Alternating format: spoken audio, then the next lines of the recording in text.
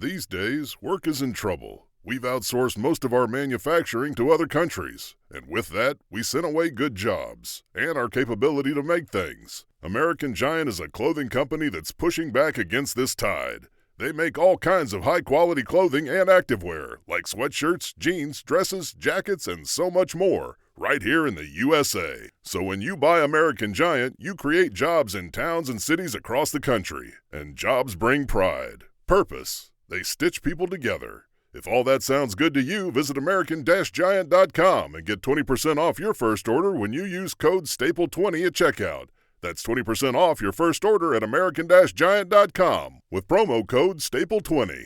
If your job at a healthcare facility includes disinfecting against viruses, you know prevention is the best medicine. And maintaining healthy spaces starts with a healthy cleaning routine. Grainger's world-class supply chain helps ensure you have the quality products you need when you need them. From disinfectants and cleaning supplies to personal protective equipment, so you can help deliver a clean bill of health. Call 1-800-GRAINGER, click Grainger.com, or just stop by. Grainger, for the ones who get it done.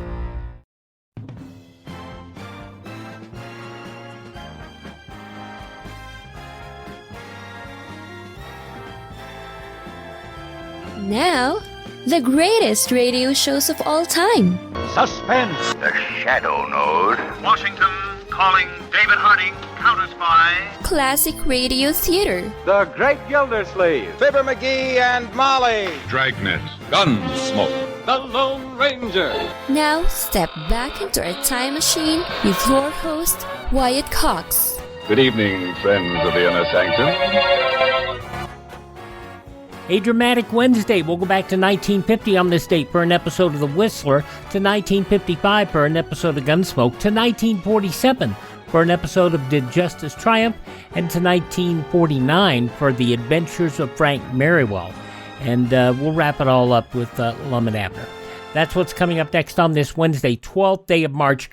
This is the 71st day of the year, 294 days left in 2025. Coca-Cola sold in bottles for the first time on this date in 1894. The Girl Guides, founded in the U.S. on this date in 1912, it was renamed the Girl Scouts of America.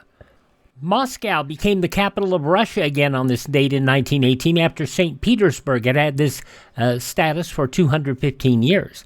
In California, the St. Francis Dam failed on this date in 1928, killing 400 people. Franklin Delano Roosevelt addressed the nation on this date in 1933 for the first time as president. It was also the first of his many of the fireside chats. This was to talk about the closure of banks to avert a run on the banks. My friends, I want to talk for a few minutes with the people of the United States about banking. To talk with the comparatively few who understand the mechanics of banking, but more particularly with the overwhelming majority of you who use banks for the making of deposits and the drawing of checks.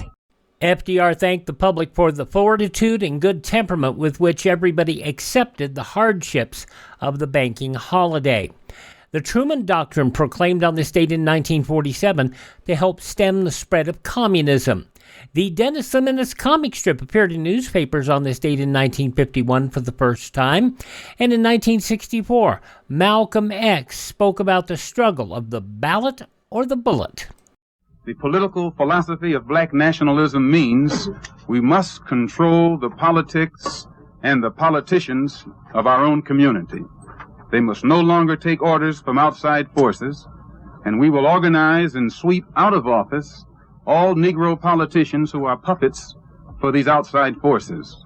4 days earlier, Malcolm X broke with the Nation of Islam, saying he was embracing Sunni Islam. Less than a year later, he would be assassinated in New York City at the age of 39. In 1965, Chinese radio read a statement by Chinese Communist Party Vice Chair Chou En-lai pledging support to South Vietnam. We are prepared at any moment when they are needed by the people of southern Vietnam to send our own personnel to fight together with them and wipe out the U.S. aggressors. The statement closed by saying the final outcome of the struggle can only be the ousting of the U.S. aggressors from Vietnam, from Indochina, and from the whole of Southeast Asia. Following the 1971 passage of the 26th Amendment to the Constitution, Warner Brothers released a promotional record to radio stations by their artists urging the youth to register and vote. And while most of the artists opted to do spoken word announcements, Arlo Guthrie recorded this announcement.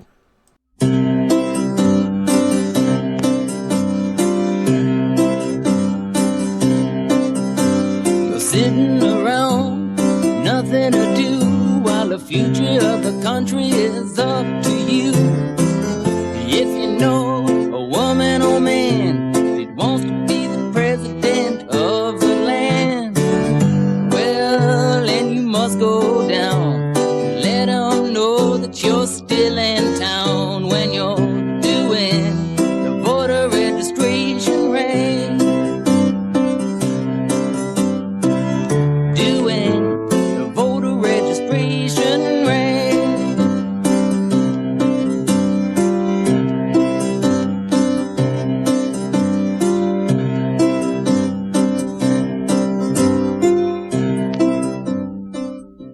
Now watch what's going to happen. YouTube's going to block it because it's music. They do that. But that registration blues would later be recorded in a Warner Brothers collection entitled Burbank. In 1987, Les Miserables opened on Broadway. In 1993, North Korea said it planned to withdraw from the Nuclear Non-Proliferation Treaty and refused to allow inspectors access to nuclear sites. In Texas, on this date in 2002, Andrea Gates would be found guilty of drowning her 5 children. In cause number 880205, the state of Texas versus Andrea Pia Yates. We, the jury, find the defendant, Andrea Pia Yates, guilty of capital murder as charged in the indictment. She had drowned her children, according to the verdict, on June 20th of 2001.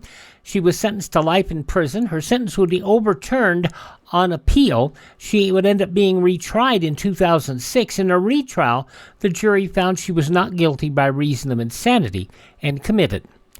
2003, Serbian Prime Minister Zoran Đinđić, a reformer who played a central role in the downfall of former Yugoslavian President Slobodan Milosevic in October of 2000, shot to death on this date in 2003 outside the main government building in Belgrade. The President expresses his condolences to the people of Serbia on the assassination of Zoran Đinđić. Prime Minister Đinđić will be remembered for his role in bringing democracy to Serbia and for his role in bringing Slobodan Milosevic to justice. The President expresses his prayers and condolences to the people of Serbia. White House Press Secretary Ari Fleischer. In 2009, financier Bernie Madoff pled guilty in New York to scamming $18 billion, the largest in Wall Street history, and many people were glad to see Bernie get justice. You are a greedy man, and I think it's time that this is over and that you go to prison, just like any other criminal. Madoff sentenced to 150 years in prison, but he wouldn't make it. He died in 2021. In prison. A reactor at the Fukushima Daiichi nuclear power plant melted down on this date in 2011. It exploded, released radiation into the atmosphere a day after Japan's earthquake.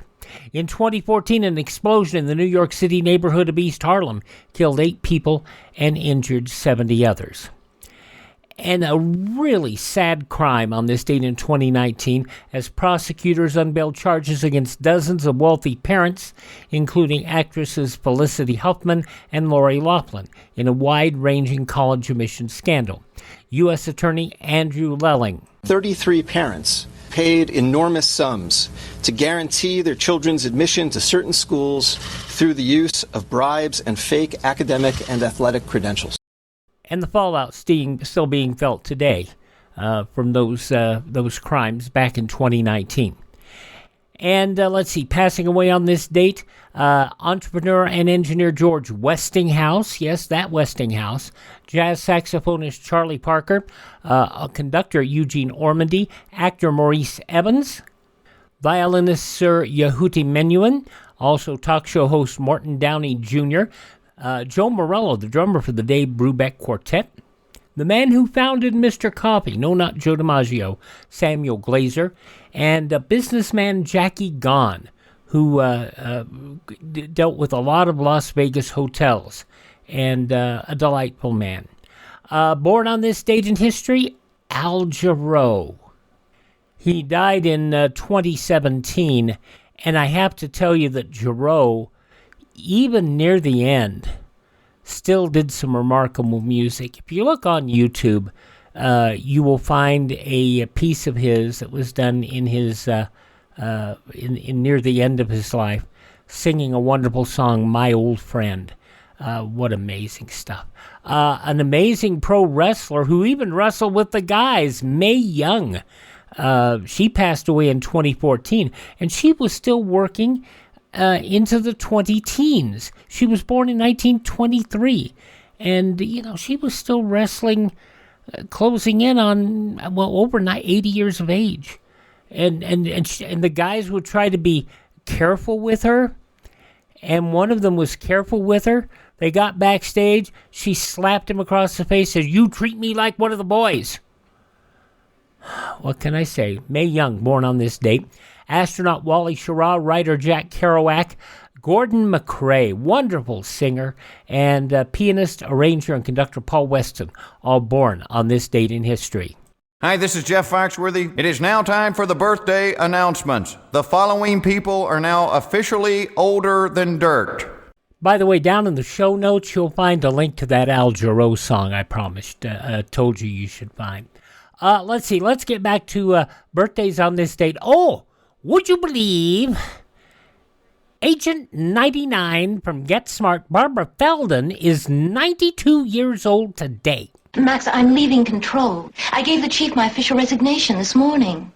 99 is 92 today, Barbara Feldon. From Coffeyville, Kansas, 3-time Indy 500 winner Johnny Rutherford is 87. Liza Minnelli, Liza with a Z, 79 years old today. Mitt Romney is 78. We have got to cut federal spending, we got to cap it, and finally balance our budget. Yeah, right. Mitt Romney, 78 today. James Taylor, 77. Fire and Rain. The Jackson Vibes, Marlon Jackson, 68. Hank Williams Sr.'s granddaughter, Hank Jr.'s daughter, Holly Williams, is 44 today. From Blind Spot, Jamie Alexander is 41. From The Ghost Whisperer, Tyler Patrick Jones is 31. And from A Series of Unfortunate Events, Teenage Mutant Ninja Turtles and Supergirl, Melina Wiseman is 21. Those just a few of the people who celebrate the 12th day of March as their birthday. If this is your birthday... Hi, we're the 4 freshmen, and we just want to say, Happy birthday to you! We'll get started next with an episode of the West Coast program, The Whistler. 75 years ago, March 12th, 1950. That's next. For the ones who get it done, the most important part is the one you need now. And the best partner is the one who can deliver. That's why millions of maintenance and repair pros trust Grainger. Because we have professional-grade supplies for every industry, even hard-to-find products. And we have same-day pickup and next-day delivery on most orders. But most importantly, we have an unwavering commitment to help keep you up and running. Call, click Grainger.com, or just stop by. Grainger, for the ones who get it done. If your job at a healthcare facility includes disinfecting against viruses, you know prevention is the best medicine. And maintaining healthy spaces starts with a healthy cleaning routine. Grainger's world-class supply chain helps ensure you have the quality products you need when you need them. From disinfectants and cleaning supplies to personal protective equipment, so you can help deliver a clean bill of health. Call 1-800-GRAINGER, click Grainger.com, or just stop by. Grainger, for the ones who get it done.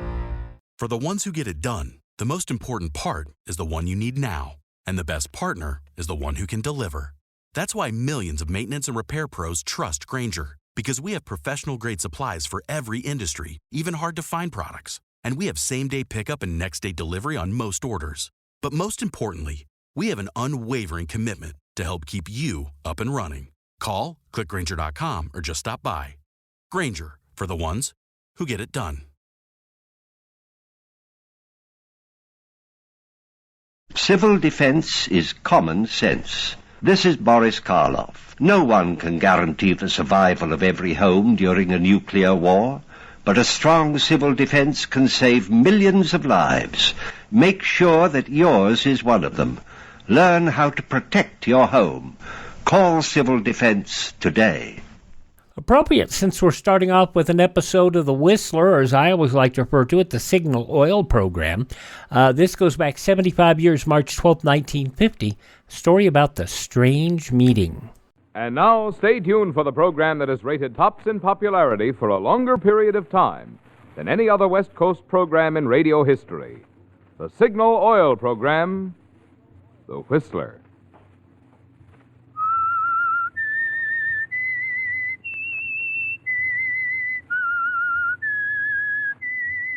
S-I-G-N-A-L Signal. Signal gasoline.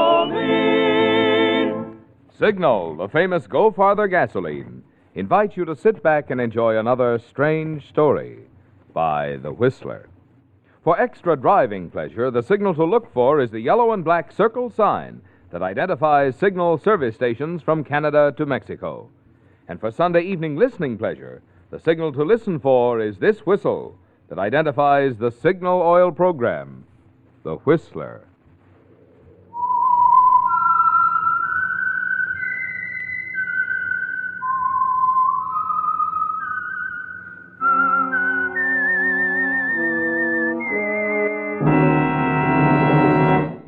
I am the Whistler, and I know many things, for I walk by night. I know many strange tales hidden in the hearts of men and women who have stepped into the shadows. Yes, I know the nameless terrors of which they dare not speak. And now, for the Signal Oil Company, The Whistler's strange story. Strange Meeting.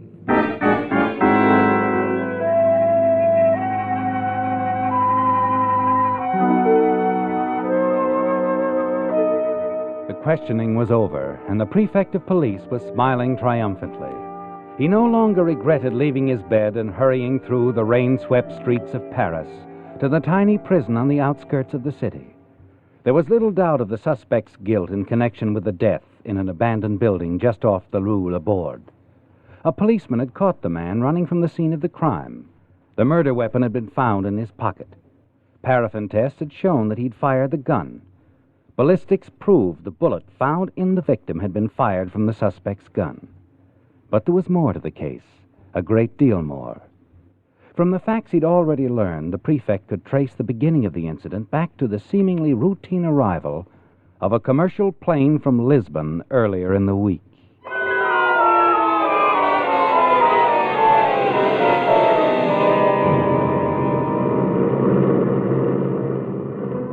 The plane was late as it circled the field, so was the hour. And the landing field looked very inviting to Wally Frazier, freelance news photographer, and almost anything else that would bring him a welcome dollar. He was pleased that the trip was over. Paris meant rest and relaxation to him. There was another reason, too, a very attractive reason, seated just across the aisle.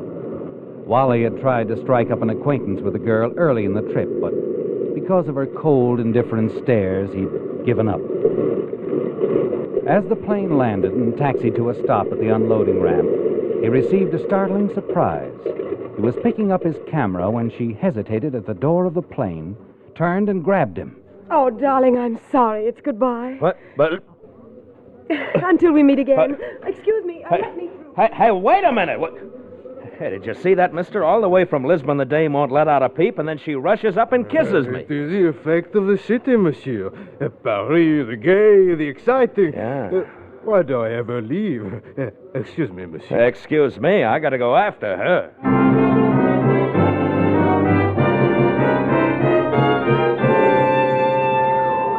You hurry through the crowd after the girl, reach the passenger waiting room. She's nowhere in sight, is she, Wally?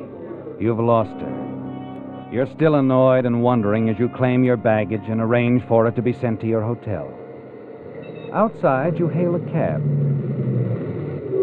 Hotel Metropole, driver. Oui, monsieur. Wait a minute. Huh? There she is. I see her. Ah, oui. Wait, monsieur. What is wrong? What? Why, the young lady, her companions, they are the police. Police? Oui. And they're taking her in the car. You wish to follow your friend, monsieur? Or is it still the hotel? It's the hotel. Oui. I'm tired. I've been in enough trouble the past few weeks. Oui, monsieur. Come on, don't you think I mean it? I said the hotel. Oui, monsieur. You know best.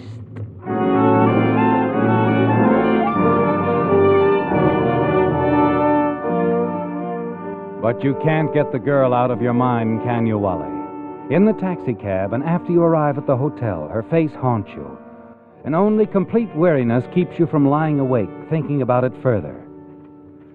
The next morning, she's completely out of your mind. Until you make the discovery. The envelope in the pocket of your overcoat.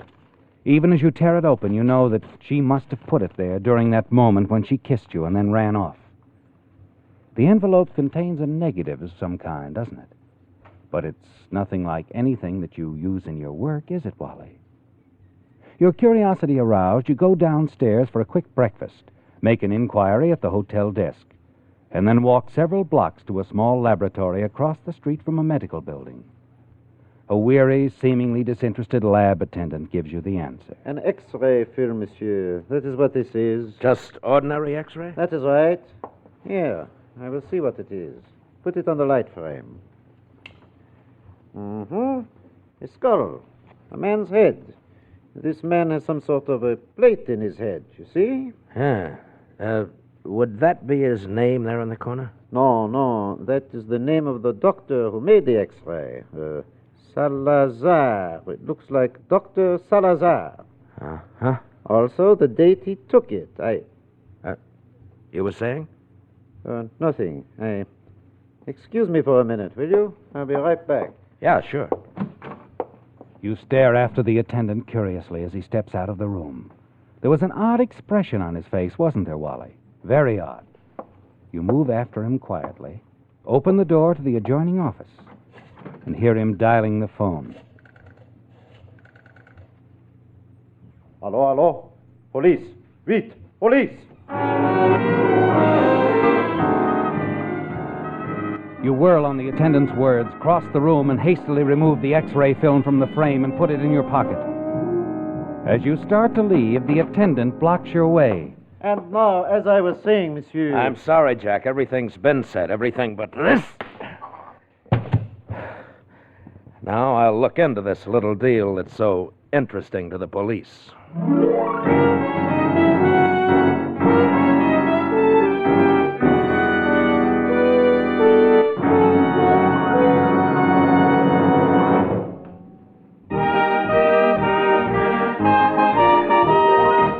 Tonight's $20 Signal gasoline book goes to Margaret Lynn Clare of Oakland, California, for this limerick. Gasoline bills had me near disaster, and my budget I just couldn't master. Then to Signal I switched, now my troubles are ditched, for Signal goes farther and faster. Signal gasoline. Your car will go far, will go for the gasoline. A smart young lady, that driver in tonight's limerick. She knows what more and more drivers discover when they switch to Signal, that mileage and performance are like Siamese twins. Where you find one, you find the other. So whether you're looking for quick cold weather starting, for flashing pickup, or for smooth, quiet power, just remember, you find all the things that make driving more pleasure when you fill up with Signal, the famous Go Farther gasoline.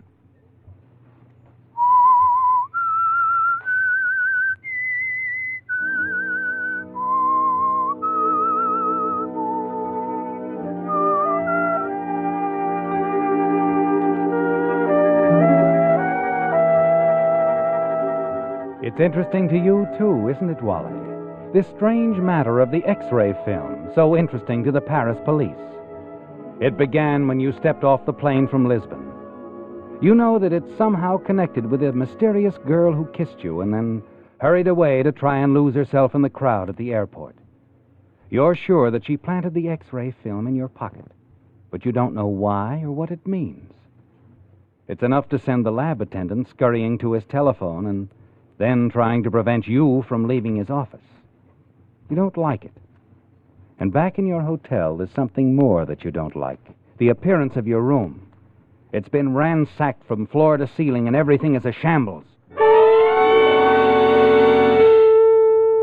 You stare around you, wondering, and then hear someone go past in the hall outside. By the time you can open the door and look out, she's reached the end of the hall. But it's the same girl, isn't it, Wally? The same girl who kissed you on the plane.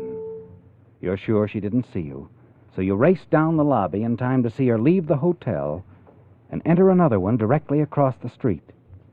There, she puts through a call on one of the room phones in the lobby. Unnoticed, you stand close by, hide behind a newspaper, and listen. Room 812, please. Yes, thank you. Hello? Hello, Mr. Sydney. This is Marta Varney. I just arrived. What? Oh, then you read about it. Yes, that end of it is closed. Dr. Salazar won't interfere with us. No, I haven't got it with me right now. I only wanted you to know I was here and that we'll be able to make the deal soon. Yes, I'll get in touch with you. Goodbye, Mr. Sydney. Oh, sorry if I kept you waiting for this Hello, honey. Your turn to be surprised, huh? If you don't mind, Oh, but I do mind. You're not going anyplace. That is, not until we talk. There's nothing to talk about, Mr. Fraser. The few friends I have call me Wally. That's fine, Mr. Fraser. Oh, you don't want to be friendly, huh?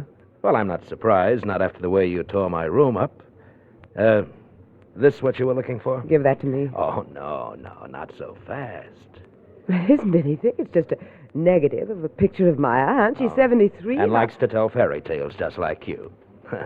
No, honey, I take pictures for a living, and this is an X-ray. All right. But it still belongs to my aunt. Oh, sure. You don't give up easy. But you wouldn't. Not when you can think fast enough to get rid of it the way you did when the police showed up. The police? Uh-huh. I saw him take you away at the airport. Now, come on. Tell Uncle Wally what it's all about, huh? Whose noggin have we got a picture of? And what happened to dear old Dr. Salazar? Will you give it back to me? Maybe. Come on. The bar's a good place to talk.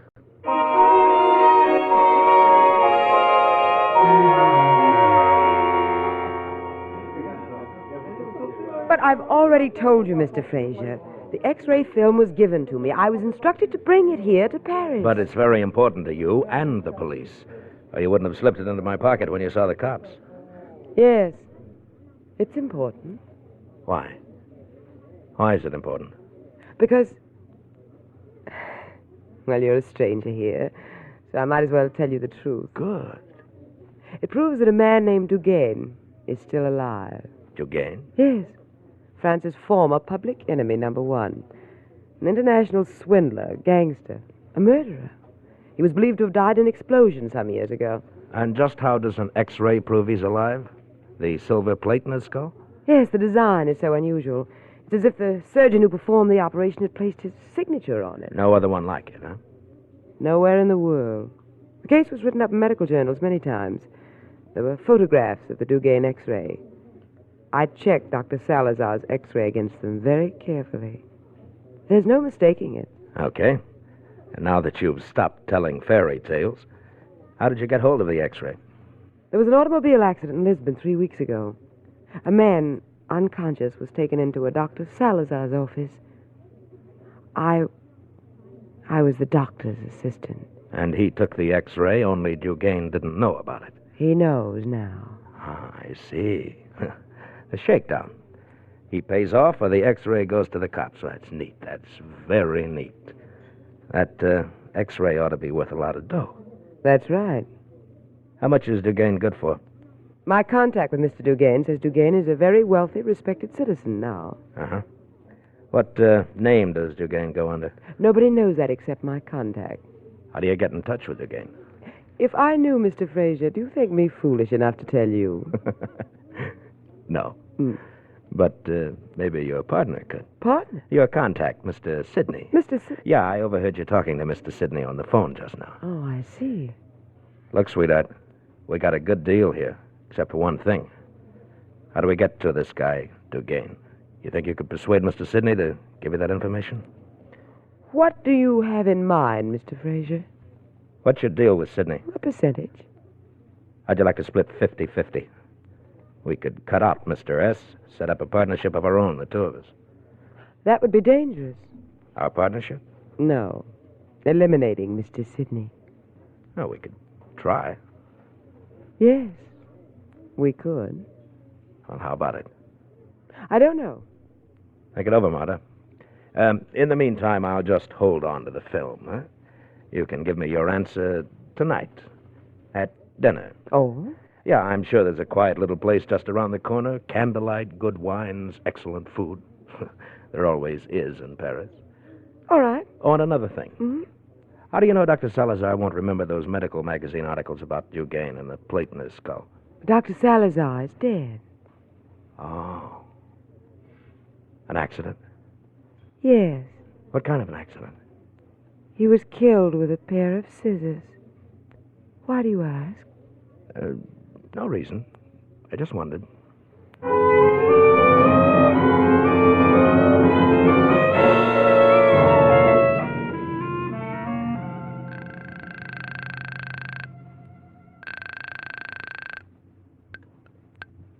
Hello? Mr. Sidney, this is your new partner. Partner?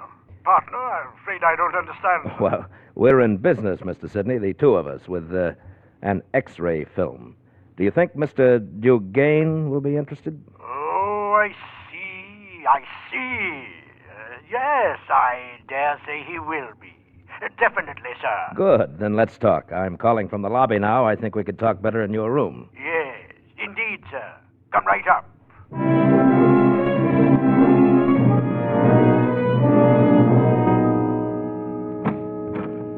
Come in, sir. Come in. Did I interrupt a game of solitaire? Quite all right, sir. Quite all right. I was bored. In Paris? Sit down. Sit down. Thank you. Brandy? Yes, thanks. You're an American? Oh, better than that. I'm a native of Dallas. Are you now? Well, well. Water, Mr. Don't ruin the brandy. The name is Fraser. Wally Fraser. There you are, sir. Thank you. Now, Mr. Fraser. Well, let's get right to the point, huh? Precisely, sir. To the point. To shake down Citizen Dugain, you'll need a certain X-ray, right? May I ask, sir, how did you come to know... Your partner, Miss Varney, she told me all about it. Oh, I see. Don't blame her too much. She didn't mean to tell me anything. The pressure was on. She had to get rid of the X-ray temporarily. Good thing she did. The cops would have grabbed it. Yes. Yes, go on, Mr. Fraser. What else did she tell you? Well, not much more. That's the trouble. So you want to do business with me? Right.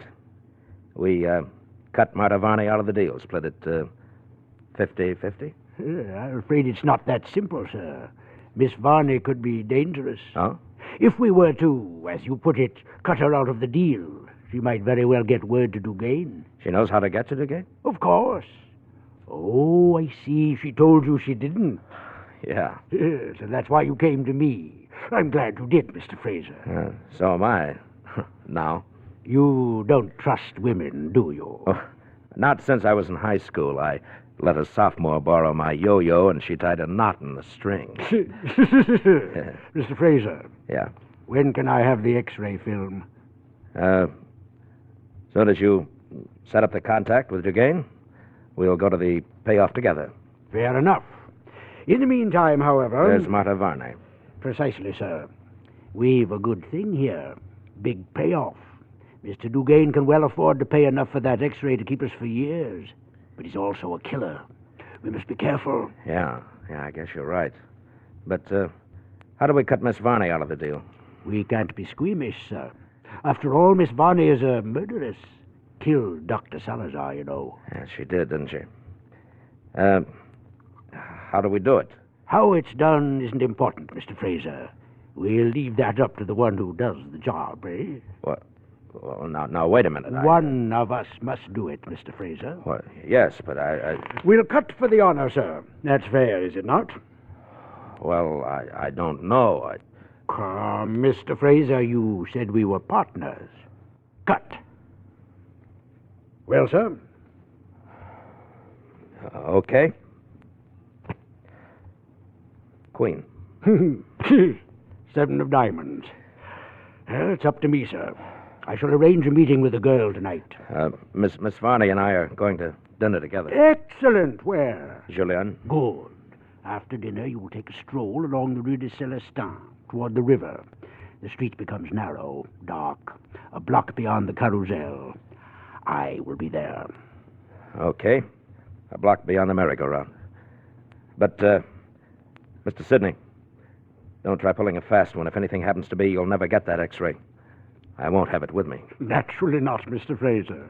I'm sure you're much too careful.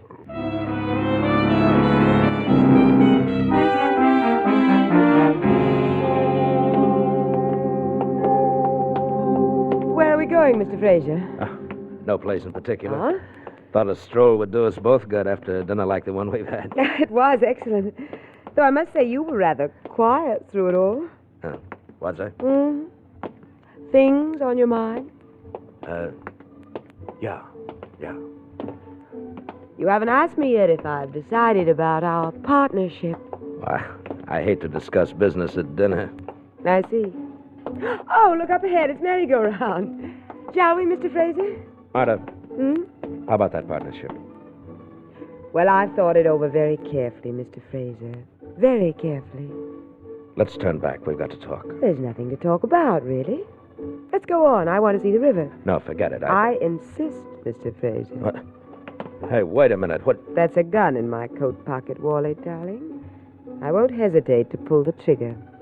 So that's your answer. It is. I have decided not to enter a partnership with you. Prefer to take your cut with Mr. Sidney? Wrong again. I'm not splitting anything with him, either.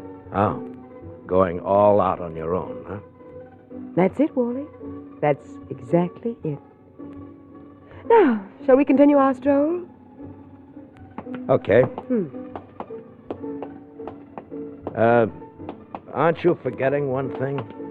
You can't make a deal with Dugain unless you have the X-ray. I intend to get it from you. You think I'm carrying it around in my hat band? I know where it is. I followed you this afternoon, saw you put it in a postal box. You will give me the key, won't you? Will I?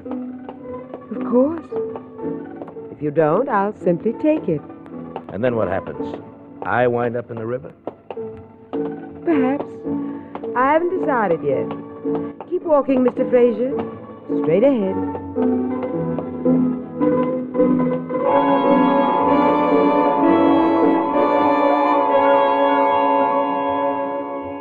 It's ironic, isn't it, Wally?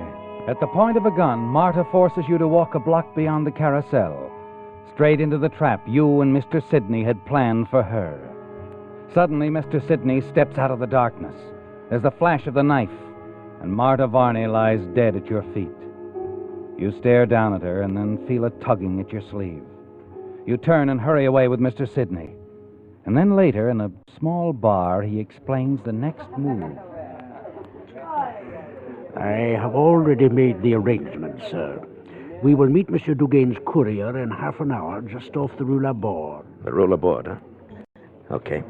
You sure he's got it straight? He has, sir.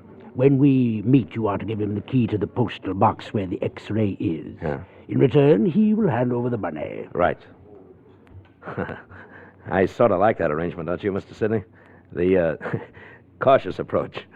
All-around protection, huh? Quite right, sir. Shall we drink up?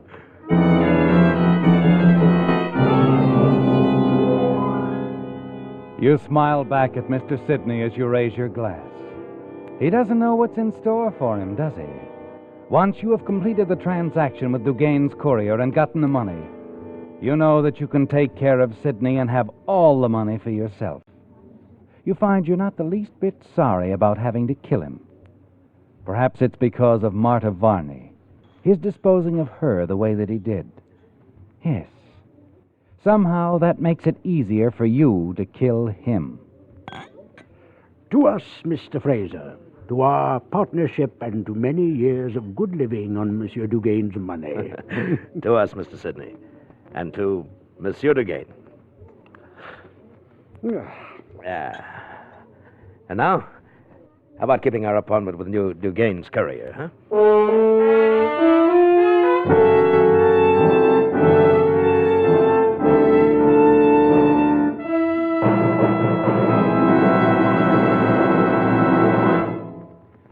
If you've looked at the new 1950 automobiles, you've noticed such extra convenience features as automatic transmissions, air conditioning systems, and seats that recline or make into a bed. It's the trend of really modern products to serve you in additional ways beyond what is primarily expected of them. Just as Signal Premium Compounded Motor Oil now does so much more than just lubricate. Of course, Signal Premium has 100% pure paraffin base, the finest oil money can buy. But in addition, Signal Premium contains scientific compounds that do extra jobs inside your motor. Extra jobs that oil alone could never do. One compound, for instance, actually cleanses your motor of harmful carbon. A second compound prevents the formation of gum and varnish. And still another compound in Signal Premium guards expensive bearings against corrosion. So you can see that if you want to keep your motor young, the place to get your next oil change is a Signal service station. Change to the modern type Signal oil that does so much more than just lubricate. Change to Signal Premium Compounded Motor Oil. The questioning was over, and the prefect of police was smiling triumphantly as he handed the signed murder confession and a postal box key to one of his assistants. After the prisoner had been led away, the prefect waited patiently for his assistant to return with the contents of the postal box. Then, upon his return, the prefect examined the X-ray and smiled with satisfaction. He then pulled his coat about him and stepped out into the rainy streets of Paris and hurried back to his house.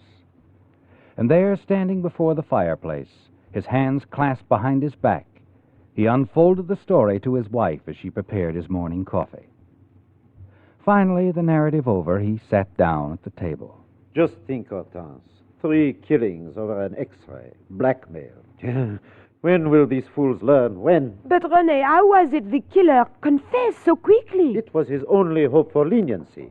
After all, we caught him running from the scene of the crime. Ballistics proved his gun fired the shot.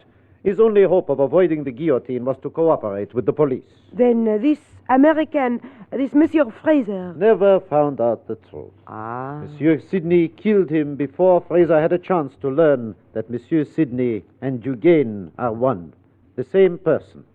The X-ray film found in the postal box proves it beyond any doubt.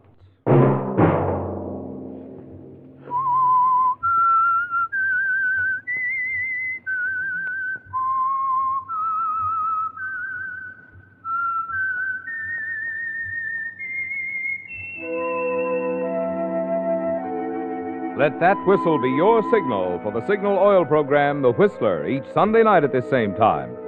Brought to you by the Signal Oil Company, marketers of Signal gasoline and motor oil and fine automotive accessories.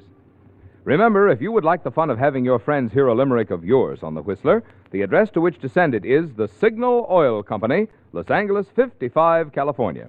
All limericks become the property of the Signal Oil Company. Those selected for use on The Whistler will be chosen by our advertising representatives on the basis of humor, suitability, and originality. So, of course, they must be your own composition.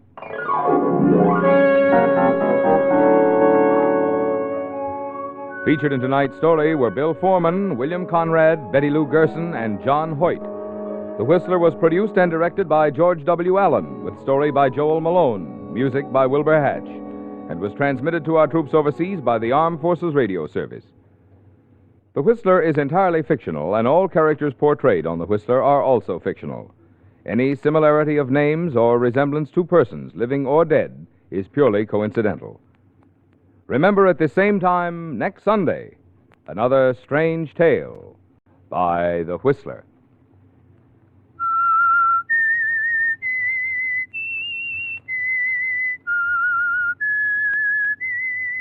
S-I-G-N-A-L Signal, Signal gasoline. This is Marvin Miller speaking for the Signal Oil Company. This is CBS, the Columbia Broadcasting System. 75 years ago, March 12th, 1950, The Whistler on Classic Radio Theater with Wyatt Cox. We'll hear from William Conrad again with an episode of Gunsmoke coming up next.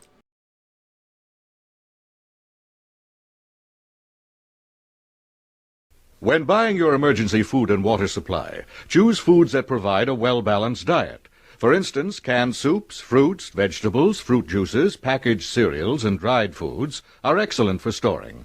Raisins and chocolate are good energy-building foods and take up little storage space. Avoid storing salty foods because they will only add to the problem of drinking water. Remember, in case of attack, your emergency food and water supply may have to last your family 2 weeks. Having a 2-week supply of groceries and food is not a bad thing to have.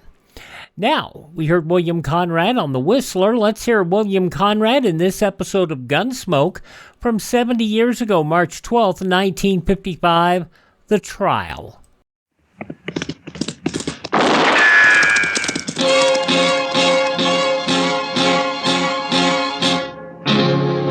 Gunsmoke, brought to you by L&M Filters. This is it. L&M is best. Stands out from all the rest. Around Dodge City and in the territory on West, there's just one way to handle the killers and the spoilers, and that's with a U.S. Marshal and the smell of gun smoke.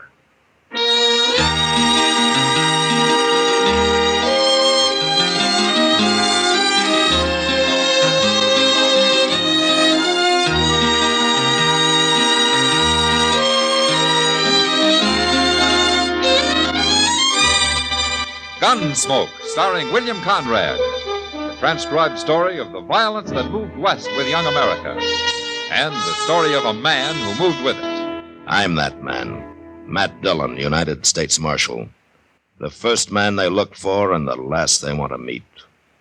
It's a chancy job, and it makes a man watchful.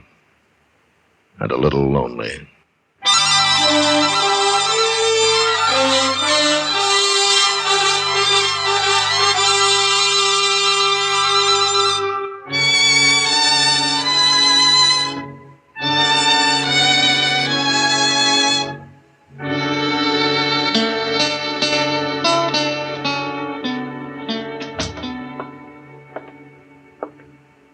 Matt!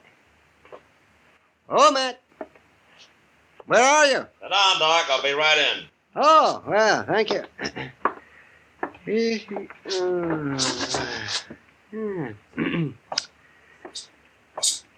How are you, Doc? Fine. What are you doing out there, Matt? Watering the prisoners? I haven't got any prisoners. Oh, well, then you're falling down on the job. Offhand, I can think of a dozen men around Dodge that ought to be in jail. Now, why don't you give me a list, Doc? I'm going to need somebody to bring to trial next week. That's so? What do you mean? Well, there's a new circuit court judge coming. He's going to be disappointed if there's nothing for him to do. A new judge? Mm-hmm. What happened to Judge Brooking? Oh, he needed help, I guess. After all, he has to cover about the whole of western Kansas. Well, who is this new man? What's his name? I love the name of Judge Stokes. That's all I know about him.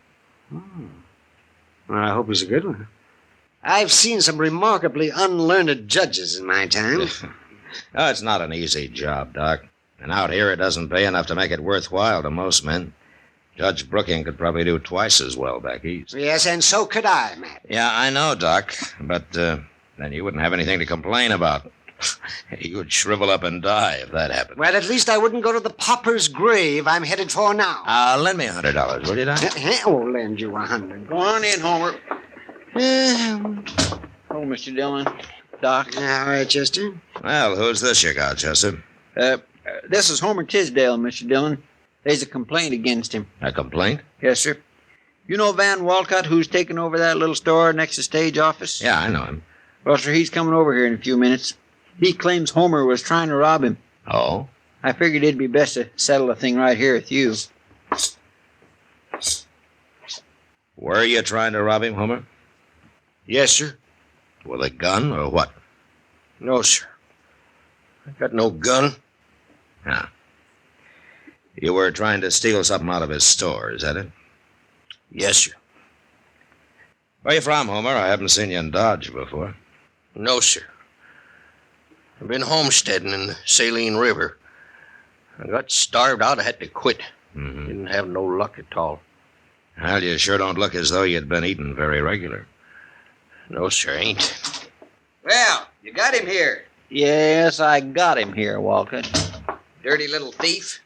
Marshal, I want to sign a complaint against this man. Mr. Walcott, you've been in Dodge about a month now, haven't you? What's that got to do with it? Well, back east, I guess they're a little more formal the way they handle things. Now, why don't you just tell me what happened, huh? Well, I was next door at the stage office talking to Jay Buford. We heard a crash over to my store, something falling. So we run out, and there he was. We caught him red-handed, Marshal. Caught him doing what? Stealing, that's what. Well, you haven't told me what he stole. He had a whole handful of potatoes, Marshal. The man's a thief, and he belongs in jail. Is this true, Homer? Is that what happened? Yes, sir, Marshal. It's true. I was hungry. I seen them potatoes. I thought he wouldn't miss a couple. I could pay him back later. A man who steals belongs in jail. He shouldn't have done it, Walcott. I admit that. Then throw him in jail. I can't do that. Why? Well, for one thing, Chester and I have got to ride up to Fort Larned for a few days. There wouldn't be anybody here to watch him or feed him.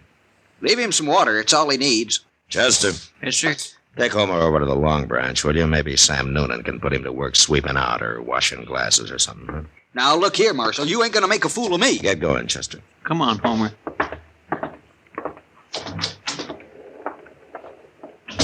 Now, look, Marshal, I'm telling you... Mr. Walcott.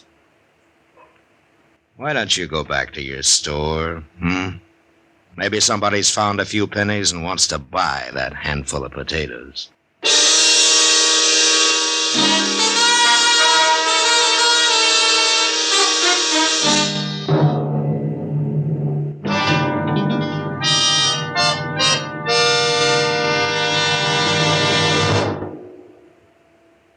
This is it, L&M Filters. It stands out from all the rest. Miracle tip, much more flavor. L&M's got everything. It's the best. Yes, L&M is best. Stands out from all the rest. L&M stands out for flavor. Flavor. Flavor. Flavor. The Miracle Tip draws easy. You enjoy all the taste. And notice how mild it is. L&M stands out for effective filtration. Filtration. Filtration. Filtration. No filter compares with L&M's Pure White Miracle Tip for quality or effectiveness. L&M's got everything. L&M, light and mild. America's best filter tip cigarette.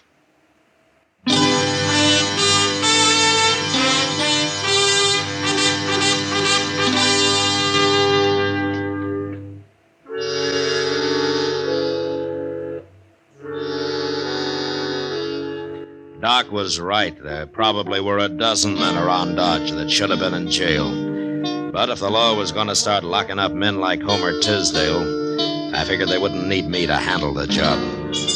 At least that's what I thought on the way to Fort Larned. It was 4 days later when we got back, and I found out different. We were riding up Front Street, past the stage office, when Jay Buford, the stage company manager, and Van Walcott spotted us and started yelling. I had Chester take my horse while I got down and went over to see what they wanted. You came back just in time, Marshal. If he'd done what I said, it wouldn't have happened. I was just telling Walcott, if you didn't get back today, we'd have to do something ourselves. What's the trouble, Buford? Murder. Murder and robbery, Marshal. Right there in the stage office. Charlie Reynolds is dead and $10,000 is gone. Happened this morning. Hold up. It was about 8 o'clock, Marshal. And I just opened up my store and gone into the stage office to say good morning to Jay. He was standing there talking to Charlie Reynolds, and I no sooner got inside than the voice out back yelled at us to throw up our hands. We did, too. And then this gunman come forward, wearing a mask. Knew right where the money was, too. I had it in the treasure box waiting for the stage to go north, Marshal. He opened it up. It was all bills. And he scooped them out into his pocket, and then he stood there, Marshal. And he told us not to try to follow him.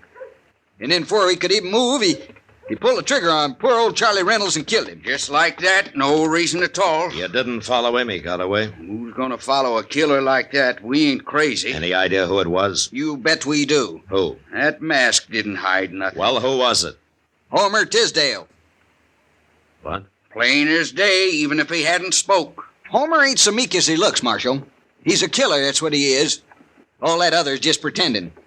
You should have put him in jail first off. Any idea where he is? Must be halfway to Texas by now. But you better find him, Marshal. Yeah.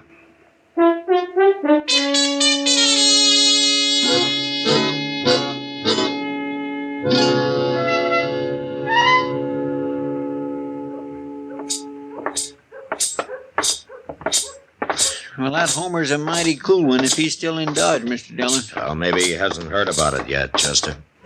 You don't think he did it, do you? We'll ask him if he's in here. There he is. Sweeping out back them tables. Oh, hello, Marshal. Chester. Oh, Homer. Feller's looking for a drink. It ain't 10 o'clock yet. Homer, how long have you been here? Well, I come to work around 8:30, Marshal. Why? Where were you before that? Out back. Sam lets me sleep in the shed he's got out there. Homer, can you prove that you were out there at 8 o'clock? Did anybody see you? Oh, no. Nobody ever comes out there. Why, Marshal? Well, the stage office was robbed this morning, and a man was shot and killed.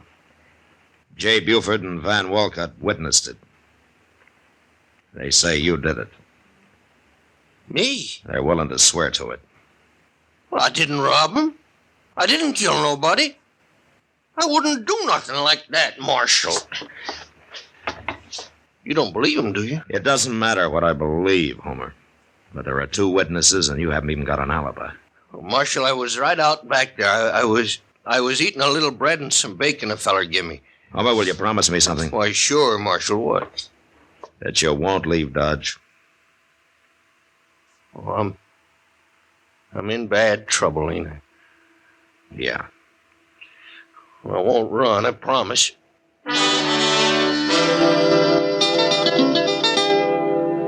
3 days later, Judge Stokes Circuit brought him to Dodge. I went over and talked to him about Homer Tisdale. But it was like talking into a rain barrel, or rather a whiskey barrel. The judge seemed to have more interest in corn liquor than in the law. And all I could get out of him was that a jury would have to decide the case. So the following Monday morning, court was opened in an old dance hall across the railroad tracks. A jury was sworn in, and Judge Stokes took over. First, he put Van Walcott on the stand, then J. Buford. Chester and I sat with Homer and watched. Hey, Marshal, there's something I don't understand. What, Homer? Well, this judge, he's been talking to Walcott about me, and now he's going to talk to Buford. Yeah? Well, ain't he going to ask me nothing? Oh, sure, he'll put you on the stand, but you'll have your own lawyer to help you. Well, what? That man sitting right over there. He's the lawyer the judge appointed to defend you. Oh. Well, how can he help me? He ain't even talked to me. He won't know what to say. Well, he will talk to you, Homer. I guess there's no hurry about it. Mr. Dillon, I never seen that lawyer before. Did you? No, he's a stranger to me, too, Chester, but Judge Stokes seems to know him. Well, what I don't understand is why they ain't no persecutor. It's prosecutor, Chester. But I asked the judge about that, and he said that there was no need for one. Well, I guess he knows what he's doing. Oh, Buford's sworn in now. Let's listen. And now, Mr. Buford, we've heard the testimony in detail from Mr. Wolcott, so to speed things up a little, I'll just ask you a few questions. Yes, sir. You were at the stage office when the holdup took place, right? That's right, Your Honor. And you saw everything Mr. Wolcott saw, isn't that right? Yes, sir. Bandit came in, took $10,000 in bills out of the box, and then shot and killed, what's his name? Charlie Reynolds, Your Honor. Charlie Reynolds. All right, Mr. Buford. I want you to tell the gentlemen of the jury who that bandit was. It was Homer Tisdale, Your Honor. Homer Tisdale. How'd you know it was him? Well, he had a mask on, but it didn't really hide nothing. It was him, all right. Besides, it was his voice, plain as day. And you knew him before? Sure. The day we caught him robbing Walcott's store. He's been a thief ever since he come to Dodge. Oh, now look here. Your Honor. You're out of order, Marshal. Your Honor, he's giving the jury a wrong impression of this man. Sit down, Marshal, or I'll hold you in contempt.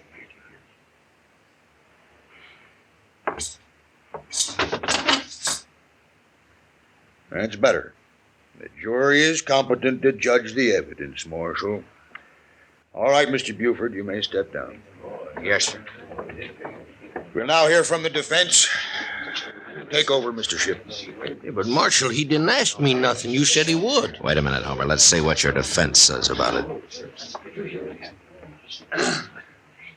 May it please the court and gentlemen of the jury, you've heard the evidence.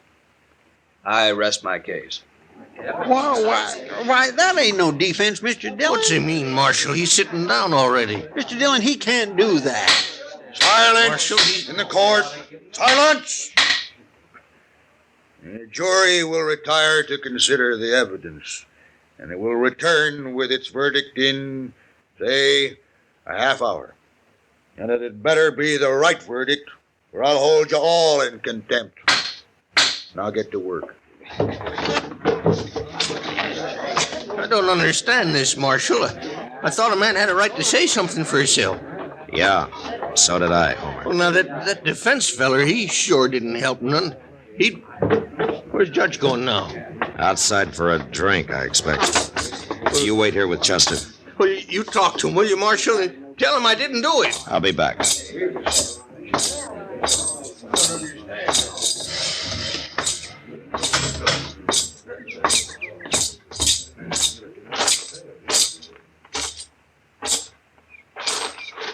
Have a nip, Marshal? No thanks, Judge. I always like to get the jury out. It gives a man time for a little refreshment.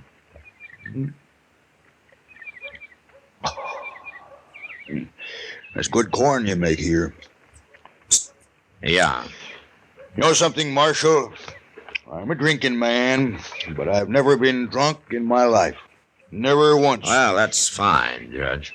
Marshal, I'm sorry I had to sit you down so hard in there, but a court's got to be run by one man, or it'll get out of hand.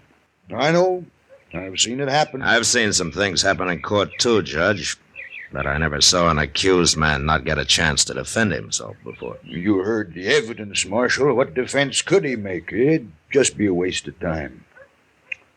Oh, I see. I want to get this trial over with. I got to take the Santa Fe up to Abilene at midnight, and that doesn't give me much time to see Dodge, does it? No, I guess it doesn't. In fact, a half hour is too long for that jury. I'm going to call them back now. If you'll excuse me, Marshal. Sure. Oh, maybe you'll change your mind and have a drink with me after, Yeah, maybe.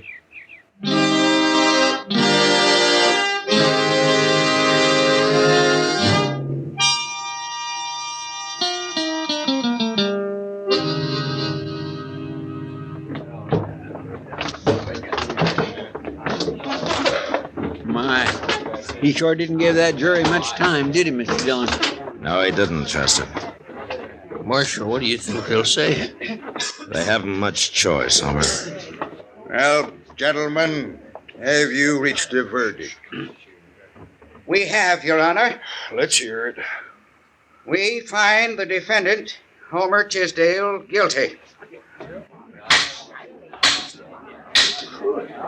Homer Tisdale, stand up. I ain't guilty. I didn't do nothing. Stand up, Homer. Go on. Well, it ain't fair. Homer Tisdale, you've been found guilty. Where's the money? What'd you do with that $10,000? I ain't got it, Judge. I didn't take it. Honest. Silence! Since you won't tell us where you buried that money, I'm going to sentence you. For robbery, you get 20 years in prison. 20 years. But you'll never serve them, Homer Tisdale.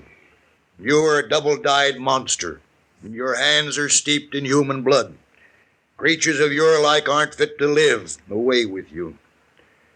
For murder, I sentence you to be hanged by the neck until you are dead. Court dismissed. Marshal, did you hear? Marshal, did you hear what he said? Well, I ain't never seen nothing like that, Mr. Dillon. There might just as well have not been no trial at all. Take Homer to jail, Chester, and keep him there. It ain't right, Mr. Dillon. It ain't right at all. Do it, Chester. Yes, sir. Where are you going? I'm gonna have a drink with Judge Stokes. What? Yeah. We're gonna become real good friends.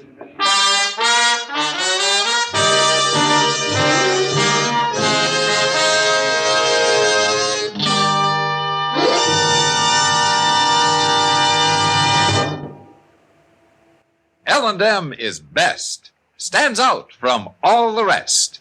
L&M's got everything. Everything? Everything. Best flavor?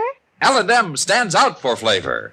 The miracle tip draws easy. Lets you enjoy all the taste. Best filter? L&M stands out for effective filtration. No filter compares with L&M's pure white miracle tip for quality or effectiveness. Best tobaccos? Highest quality tobaccos. Low nicotine tobaccos. L&M tobaccos. Light and mild. Every way, L&M is best. Stands out from all the rest. How easy they draw. How mild they are. L&M's got everything. King size or regular, L&M is America's best filter tip cigarette.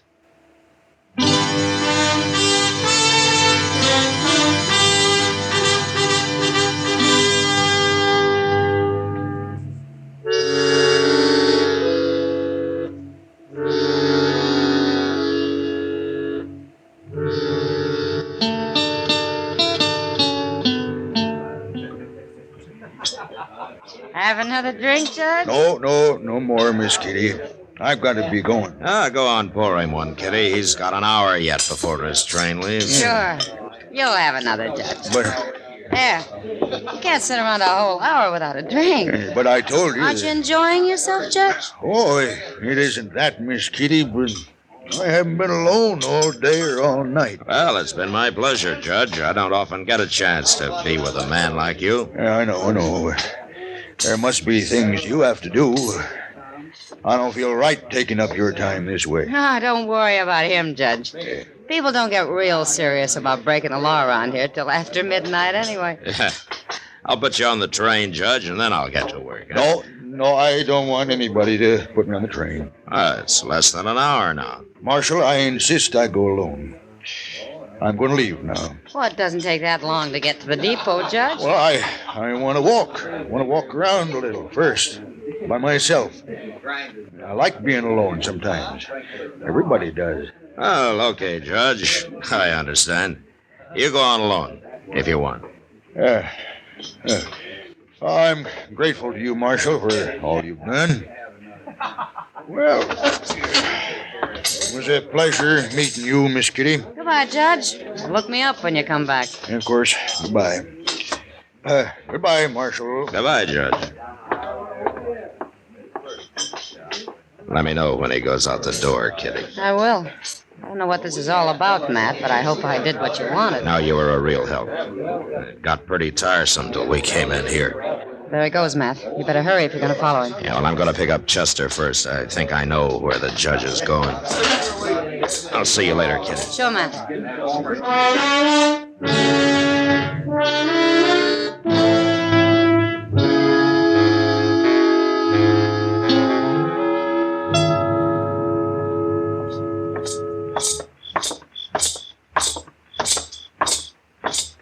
Gracious, it must have drove him crazy, Mr. Dillon. You dogging him around that way. Well, it worried him some, Chester. That's how I knew I must be right. Here we are. Here. We'd better watch through the side window or they'll see us. Yeah.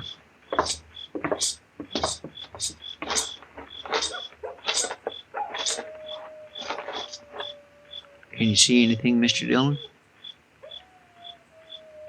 Yeah, they're in back there. And that's Judge Stokes with him. All right. Come on, we'll walk right in the front door.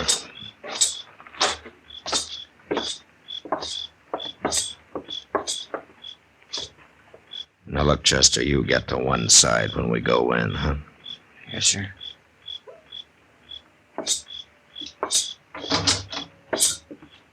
Who's that out front? Hi, Dad. Dillon. What's he doing here? Well, I thought you wanted to be alone, Judge. Shoot him. Shoot him, I tell you. He knows. Well, Buford, Walcott, which one of you is going to shoot me, huh? One of you must have a gun somewhere. You shot Charlie Reynolds. No? All right, then get your hands up while we search you. I got a gun, Marshal. Here. I'll give it to you.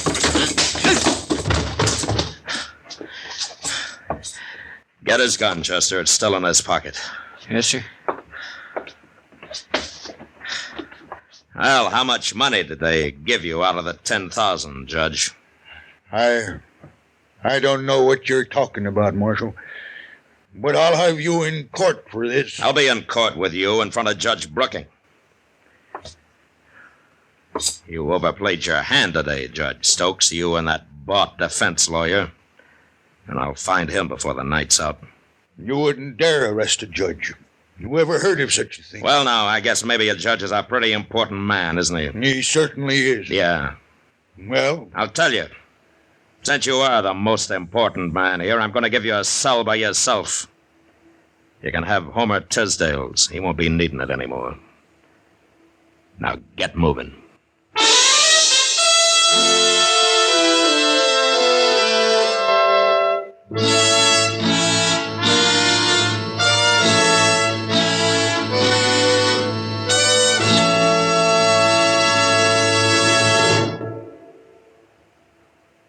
And now our star, William Conrad. Thank you, George. If you're a filter tip smoker, you should be smoking L&M's. When you try L&M's, the first thing you'll notice is how mild they are, how easy they draw. With L&M's pure white miracle tip, you enjoy all the taste. Try L&M's today. You'll like them.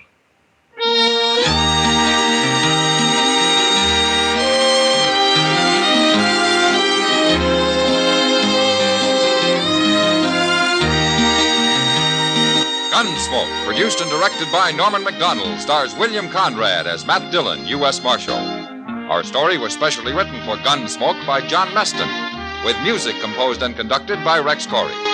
Sound patterns by Tom Hanley and Ray Kemper. Featured in the cast were Lawrence Dobkin, Vic Perrin, John Daner, and Harry Bartell. Harley Bear is Chester, Howard McNear is Doc, and Georgia Ellis is Kitty.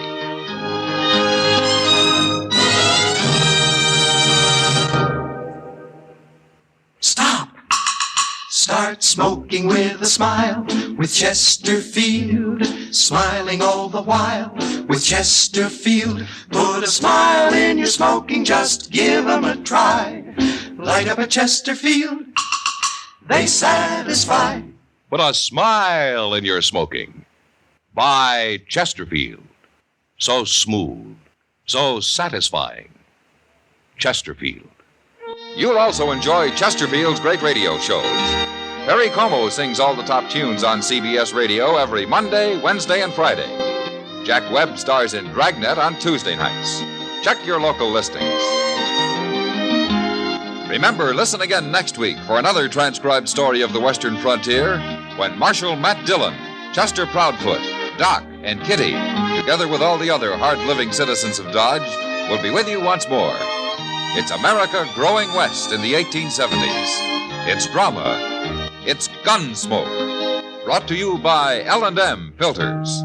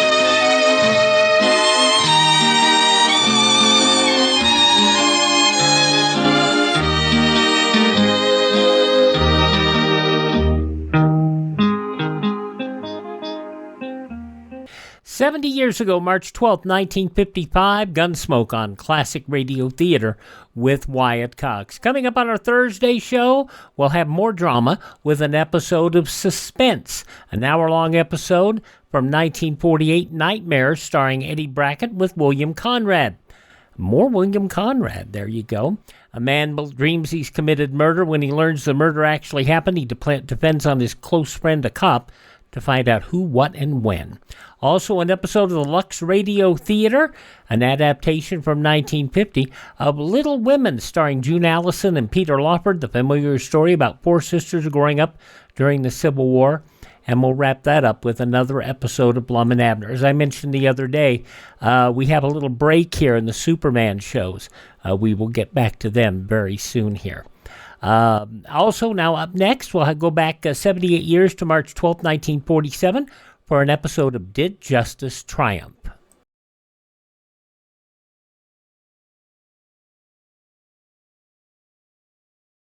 You can protect yourself from radioactive fallout after an enemy attack. Our tests have shown that an underground shelter covered by 3 feet of earth offers the best protection. A basement shelter could be made safe by closing off windows, exterior entrances, and banking exposed walls. In homes without basements, first-floor areas with the least exposure, such as bathroom, utility room, or hallway, should be selected. Be prepared. Start building your home shelter today. Having a good, strong shelter never hurts, especially in these times. Now on Classic Radio Theater with Wyatt Cox, we go back 78 years, March 12, 1947. Did Justice Triumph? Did justice triumph?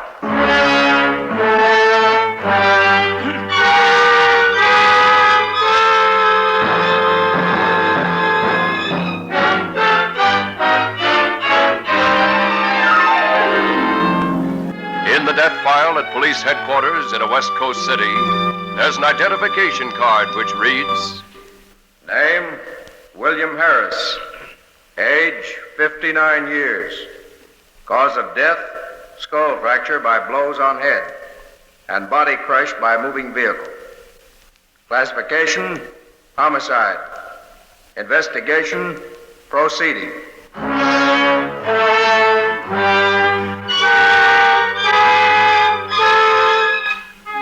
Did justice triumph in this case? You will learn the answer tonight as you hear another thrilling reenactment of a famous true justice case. These real stories of the law, pitted against evil and corruption, are brought to you every week so that you may comprehend more fully the vast mechanism of justice in the pursuit of its duty toward you, the public. Though the names and places mentioned in these broadcasts are fictitious, these are real crimes by real people and are based on the true justice cases followed by millions of readers each week in the New York Sunday News and its syndicate. Tonight's case, Murder on Green Mountain.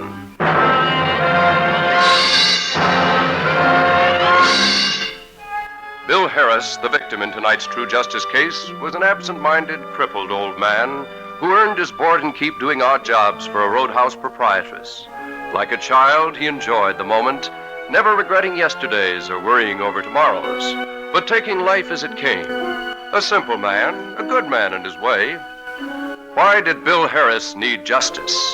We shall see.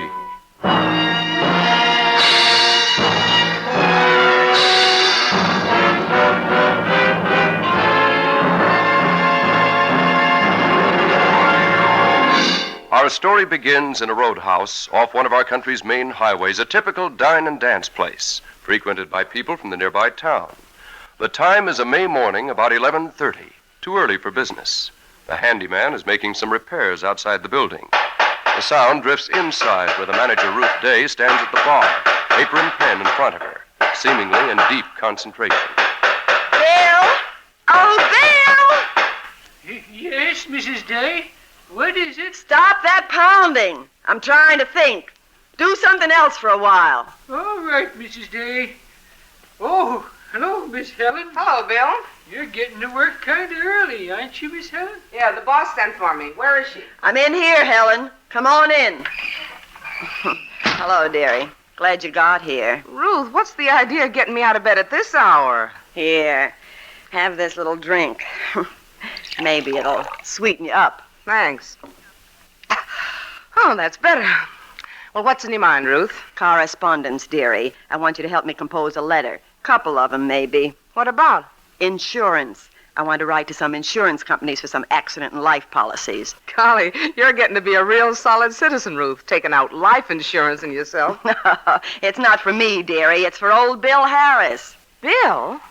Oh, what's so funny about that? Ever since his mother died a few years back, I've given him a home, I fed him, taken care of him. Yeah, you've been pretty good to him, all right. Pretty good. I don't know who else in the world would do for him if I didn't. Slow-witted, drinks like a fish, crippled. No good at anything but puttering around. Well, I figure I got something coming to me for all my trouble. But, Ruth, no company would insure a man as old as Bill. I have that little problem all ironed out. I'll insure Bill for small amounts, under $1,000, so the insurance companies won't come round and investigate his age. But what if they do? Oh, I got that figure, too. The only record of his birth date is on that family tombstone in the cemetery. I'm getting the date changed on that right away. Gee, you got everything figured out, ain't you? Yeah, so, let's get down to business. I want to get the letters out to the insurance companies quick. Oh, you must think he's going to pass out soon, is he? Is he sick or something? No, Bill's healthy as a horse, as far as I know.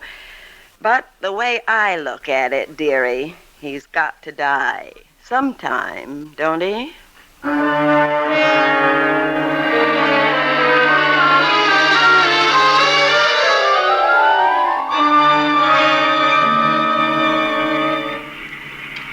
My, you girls sure are nice. Taking me riding on such a nice afternoon. Yes, well, enjoy yourself, Bill. I ain't been up in Green Mountain for a long time. Awful pretty around here this time of year. Now stop gabbing, Bill. You're making Helen nervous driving up this narrow road. How far do you want to go, Ruth? Take the turn just ahead, dearie, where it says no trespassing. The old faucet place? Yes. That crabby old maid chased us off before for stealing berries, remember? Yes, but I don't think Miss Fawcett will be up inspecting her precious property on a Monday. Now, probably home doing her washing. Stop the car here. What are you going to do now? Tell you in a minute. Bill? Yes, Mrs. Day? Don't you want to get out and enjoy yourself for a while? Oh, sure do, if you don't mind. Now, don't go far away from the car, Bill. Oh, I won't. Ruth, what's this about? Well, I'll tell you, dearie. Remember those insurance policies I took out on Bill a ways back? Yeah. Well, I'm the beneficiary on them, you know. Yeah? Well, today I'm going to see to it that I collect. You mean you're going to do something to old Bill? That's right, dearie. And you're going to help me. Ruth, you're crazy. I won't be any part of your scheme, whatever it is. Here's what I'm going to do. I'll coax him around to the front of the car to look at something. No, Then I'll give him a couple of swats over the head with this mallet I've got tucked down under the cushion here, and then you step on the gas and finish up the job. Run over him. Ruth, I won't do it. I can't. I'm getting out of here. Now, you listen to me. How would you like me to tell a few of the things I know about you, Helen Mason? You wouldn't do that. No? Well, I guess I would. People around here kind of accept you as a dancer in my place, but they don't know that you're an ex-jailbird. How'd you like that information aired for public view, And I know plenty more about you, none of it good. If you run out on me now, I'll tell everything I know. Ruth, you wouldn't. No? Oh, I guess you don't know me, dearie, as well as you think you do. You would tell, wouldn't you? Well, are you going to help me? Ruth, it's murder. Call it any name you want. Do you help me, or do I tell what I know about you? You win, Ruth.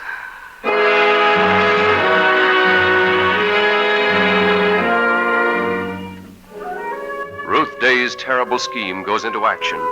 The old man, happy as a child, is led toward the car. Faithful and trusting, he follows his benefactress. He's standing a few feet in front of the car now, and Ruth Day draws his attention to something off in the woods. Unaware of his danger, the old man turns his back to look. Now the mallet is raised over his head. Once, twice, 3 times the thudding blows resound. He crumples, falls to the ground, and then...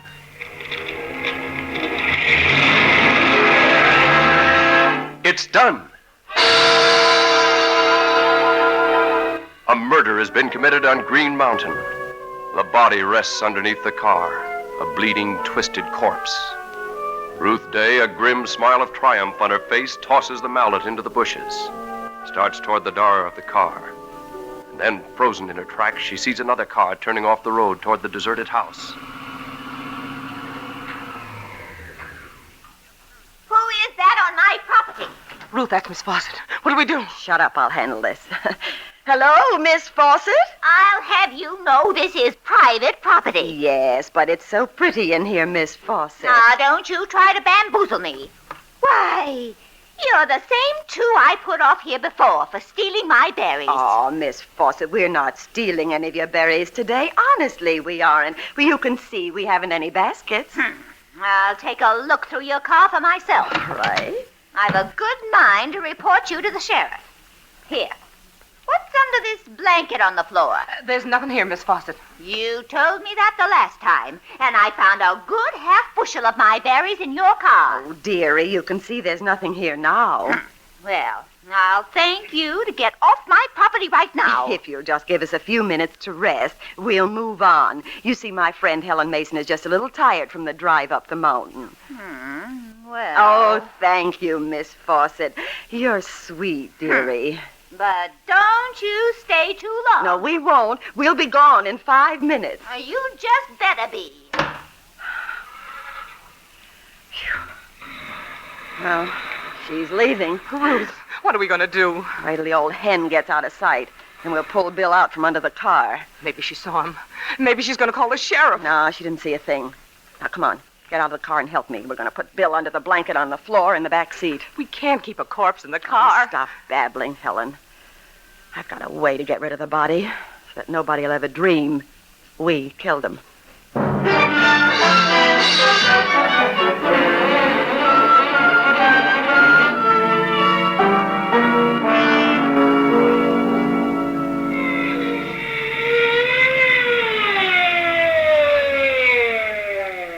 Well, men, it's about the spot that truck driver said he saw a body. Well, isn't that it right ahead, Sheriff? Over to the left for the ditch? I think you're right, Tom. Now, Doc, I guess it's up to you first. Look him over. Yeah. Hey, this is old Bill Harris. He's dead. And I'll be... Old Bill, huh? Looks to me like another hit-and-run case. Poor old Bill. I always was afraid the old guy would get hit, drinking the way he did. Now, wait a minute, Tom. Don't be so forehanded. What do you mean, Doc? Just don't smell any liquor on the body, Sheriff. None at all. Hasn't been dead very long. Less than an hour, I'd say. Means he was killed between 3 and 4 this afternoon. What's that you're doing, Doc? It's funny. What is? His head on top there. Probably a fracture. Yeah, see where it's cut open? Yeah. The car that hit him must have tossed him up in the air and he landed on his head. And it doesn't add up, does it? What do you mean, Sheriff? Now look at the body. It's covered with blood. Let's see here. There's not a drop of blood under the body, or near it, or even on the pavement. That's strange. Sure is. Garner, let's get to work. I want an autopsy on this body right away. You'll have it, Sheriff. And one thing more. When you get back to town, telephone Mrs. Day and tell her that a handyman's been hit. She'd better know, I guess. Yeah, she's probably worried about him. Okay, I guess we're all set then. While you're doing your work, Doc, Tom and I will scout around here. I've got a funny hunch maybe we've run into something more than a hit-and-run case.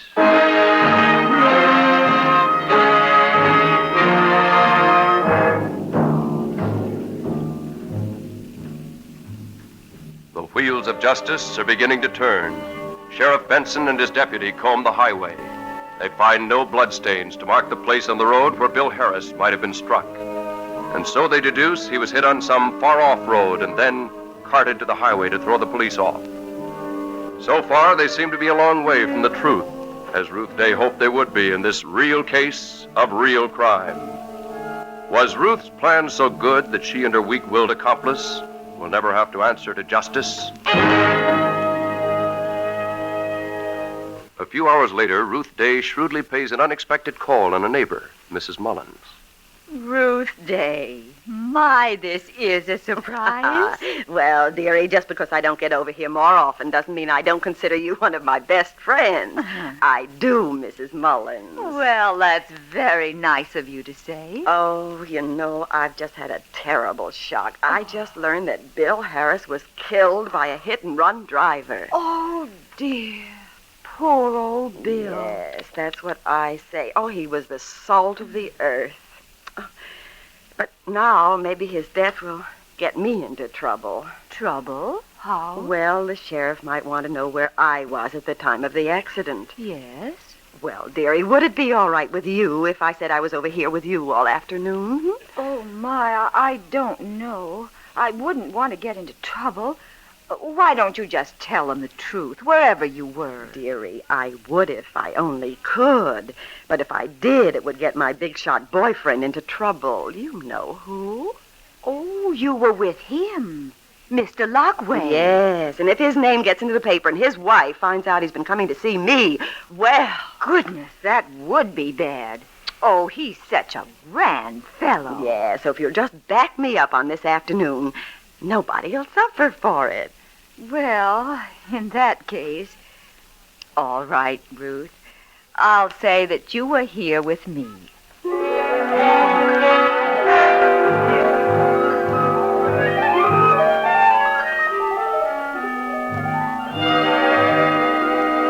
Well, Doc, have a report for us? Oh, yes, Sheriff. Finished the autopsy. Just as I thought, the old fellow didn't have a drop of liquor in him. Well, there goes my theory out the window. Yep, Tom. Now whoever hit him can't come up with the alibi that old Tom was weaving down the middle of the road and they couldn't help hitting him. Boys, I think you can forget about the hit-and-run angle. How's that, Doc? The old man's skull was fractured, but not from striking the pavement. There were several splinters in his skull, proving that he was hit over the head with a heavy piece of wood. Jumping blazes. Blood clots in the brain indicate that he was struck first. Somebody knocked him out and then deliberately ran over his body. That's murder. Yeah. You boys have got a big job on your hands. Don't even know where the crime was committed. That's right. If we can find out why, maybe the where and who will clear itself up. Tom, let's go to work. Let's get some investigating into Bill Harris's personal affairs.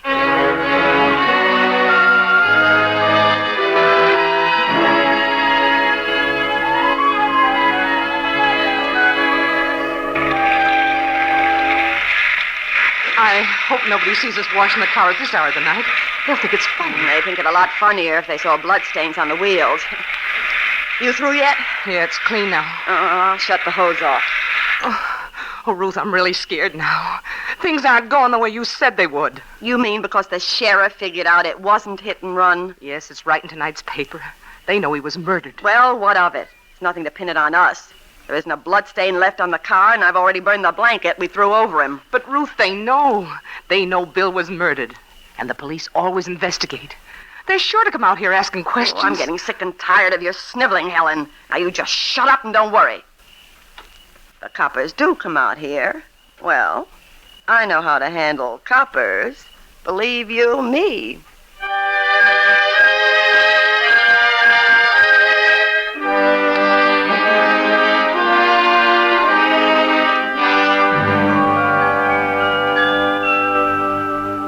Mrs. Day said she'd be right out, Sheriff. She was just finishing her breakfast. Guess it is a little early in the day to disturb a roadhouse proprietress. Did you find anything in her car? No. It's clean as a whistle. No sign of anything. Huh? Guess that lets her out then, huh? Maybe. Except every other car we've examined so far has had dirt or dust or mud caked on it somewhere. This car's been washed. Very recently. Looks suspicious. Yes. Made a mistake in not tackling this car first. If there ever was any evidence of murder on it, it's all gone now. Yeah. The trouble is, Sheriff, we don't have any real suspects. We won't have until we find a motive. The old man had no enemies, no money we know of. And we know whether or not he was insured, we'll have something to go on. Why don't you ask Mrs. Day? She ought to know. I'd rather not discuss it with her. Hey, Tom, take the license number of this car, too. A2473. True. I got it. Well, good morning, Sheriff Benson. Won't you come up and let me fix you a little snifter of something? Thanks, no, Mrs. Day. We're here on business. I see your car has just been washed. Yes, did it myself. Good job, isn't it? Are you in the habit of washing your own car? Oh, no, that was Bill's job. Oh, my, how I'm going to miss that dear old man. You haven't any idea who killed him? Why, no. Mrs. Day, where were you Monday afternoon from 2 until 4 o'clock? Monday? That was yesterday. Yeah. Oh, dear, time's all mixed up since the shock of Bill's death. Let me think. Where was I? Oh, I know. I was over to Mrs. Mullins all afternoon. She's my neighbor up the road. You ask her. Thanks, Mrs. Day. We will.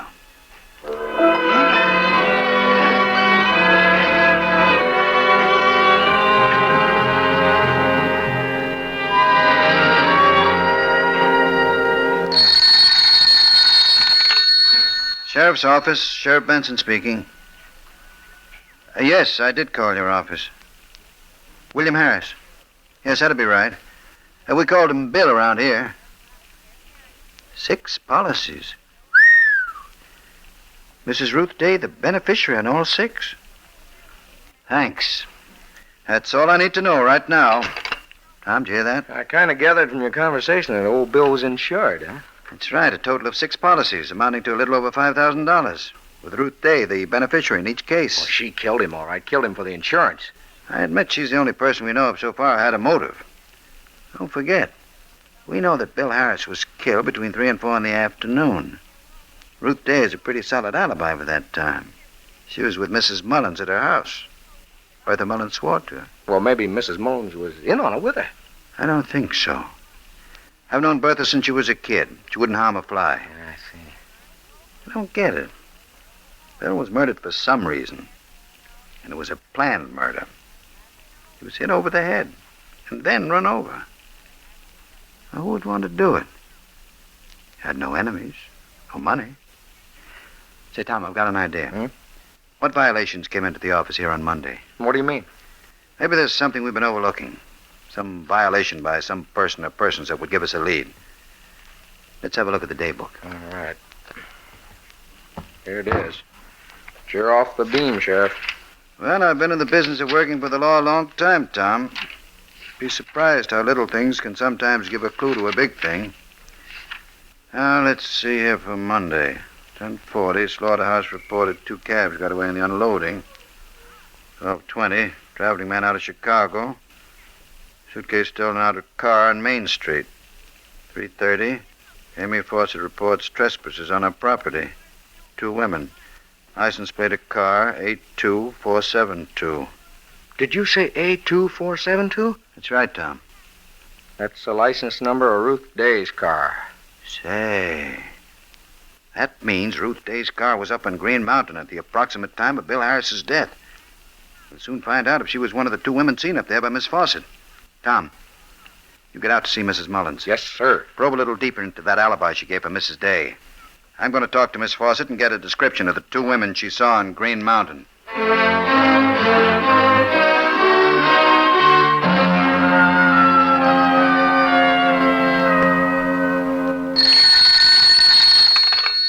Coroner's office. Doc, this is the sheriff.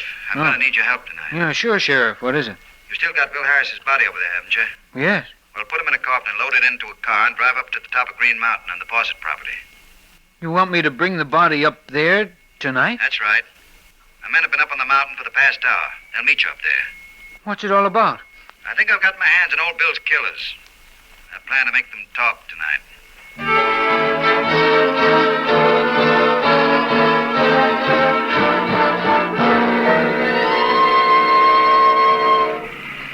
Sheriff, dearie, don't you think it's kind of dangerous driving us up here on Green Mountain at night? It's so dark. Sure it is. One false move and all 3 of us will be down at the bottom of the mountain. Well, then turn around and go back like a good boy. Please, Sheriff, take us back to the roadhouse. I'd like to, ladies. You're here because you wouldn't talk back there. Gave you both a fair chance to confess to the murder of Bill Harris. Dearie, we didn't do it. I don't care what that old hen Miss Fawcett says. We weren't up here at all Monday afternoon. Ruth's telling the truth. We don't know anything about Bill's death. No? Just a little while ago, my men found the exact spot up here where Bill Harris was murdered. No matter what you say, Mrs. Day, there's a good, reliable witness who says that you and Helen Mason were up here just about the time he was killed. You're taking Miss Fawcett's word against mine and Mrs. Mullins. Why, I was with her all Monday afternoon. After my deputy, Tom Moore, had a talk with Mrs. Mullins, she changed her story. Oh, Ruth. Then she must have told you the truth. I was with my boyfriend. Your boyfriend, Mr. Lockway, denies he saw you at all on Monday. He's lying. I don't think so. Mrs. Day, you killed Bill with the help of Helen Mason. You killed him for his insurance. Oh, Sheriff, dearie, I just don't know what you're talking about. Oh, yes, you do. Why, we've even found out that you had the date changed on Bill Harris's family tombstone. You upped the date of his birth 8 years. I suppose that was done in case any of the insurance companies came to investigate his real age. Honestly, Sheriff, you ought to be writing a movie. You've got such an imagination. Thanks. Well, here's where we turn off the road. Why, it's the Fawcett place you're taking us to. Yes. Sheriff, why'd you bring us up here? You haven't told us. Why, I thought you knew. You ladies are going to reenact the murder of Bill Harris.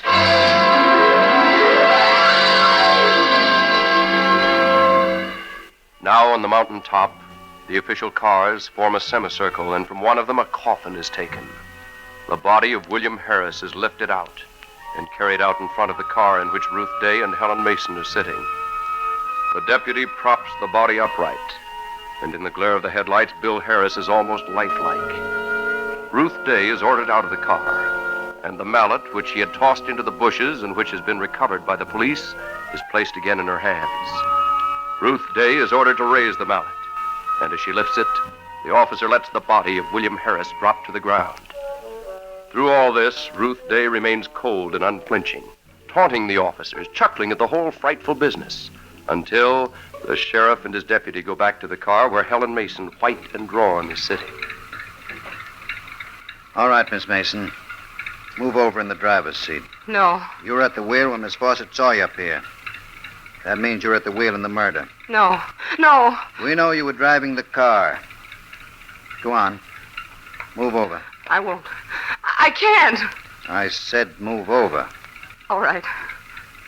Now put it in gear. Pull ahead. I can't do it. I can't do it again. That poor old man. You better start talking. All right. All right, I did it. I ran over his body after Ruth hit him on the head. She's lying. We had nothing to do with it. Too late, Mrs. Day. Your accomplice has confessed. I'm booking you both on the charge of murder. And what happens to you from now on is up to the courts of law.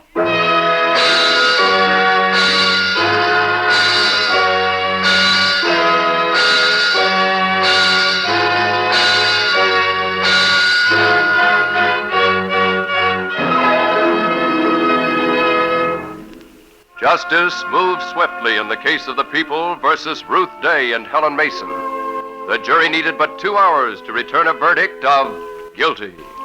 For state's witness, Helen Mason, accessory to the crime, 20 years behind the bars of one of our country's state prisons. For Ruth Day, death in the electric chair. Thus decreed justice. And so it is that now at police headquarters, the death card on William Harris has been removed from the active file and marked Case Closed.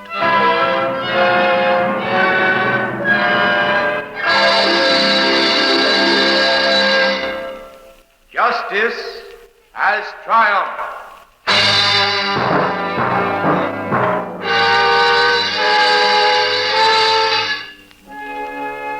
Plan to be with us again next week at the same time for another famous true murder story entitled Partners in Murder, a dramatization of another of the Did Justice Triumph series, appearing each week in the New York Sunday News and its syndicate.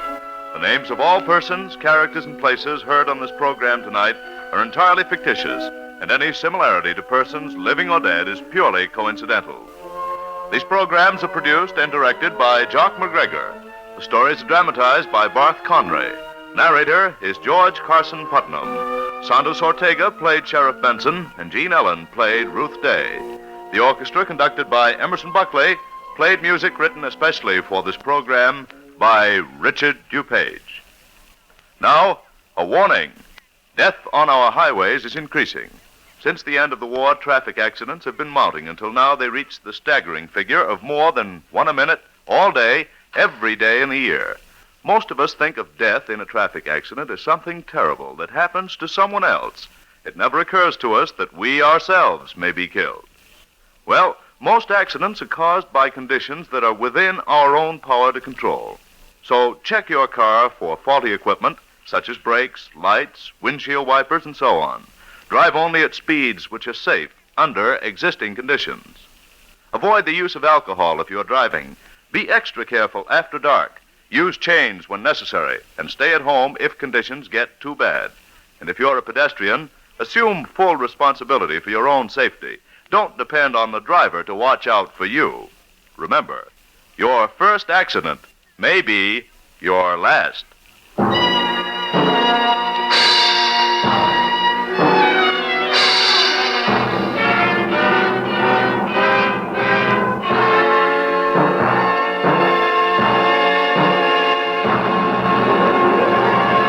This is the world's largest network, the Mutual Broadcasting System. 78 years ago, March 12, 1947, did justice triumph. Coming up next, we go back to a show 76 years ago that went back about 50 years ahead of that, The Adventures of Frank Merriwell.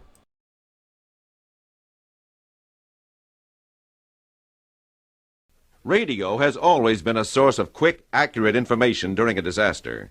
When you hear the alert signal, tune to these Conrad frequencies, 640 and 1240 on your regular radio. During a national emergency, all power lines may be temporarily cut off. To make sure you receive the necessary survival information, keep a battery-operated radio in your family shelter. For accurate information and instructions during enemy attack, it's 640 and 1240 on your standard radio. And while 640 and 1240 are not the hot spots they were, do have a battery-operated radio always in case of emergency. You really should have one. Now we go back to a time before radio, at least that's when the show was, from the turn of the 20th century, from the 19th to the 20th. An episode of The Adventures of Frank Merriwell. This was originally broadcast 76 years ago, March 12th, 1949. NBC presents The Adventures of Frank Merriwell.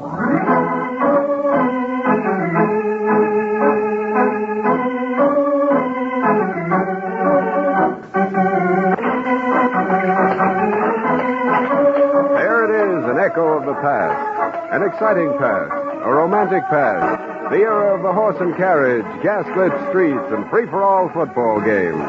The era of one of the most beloved figures in American fiction, Frank Merriwell.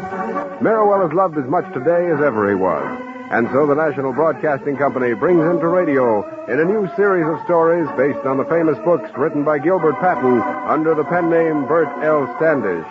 Today, Danger on the River.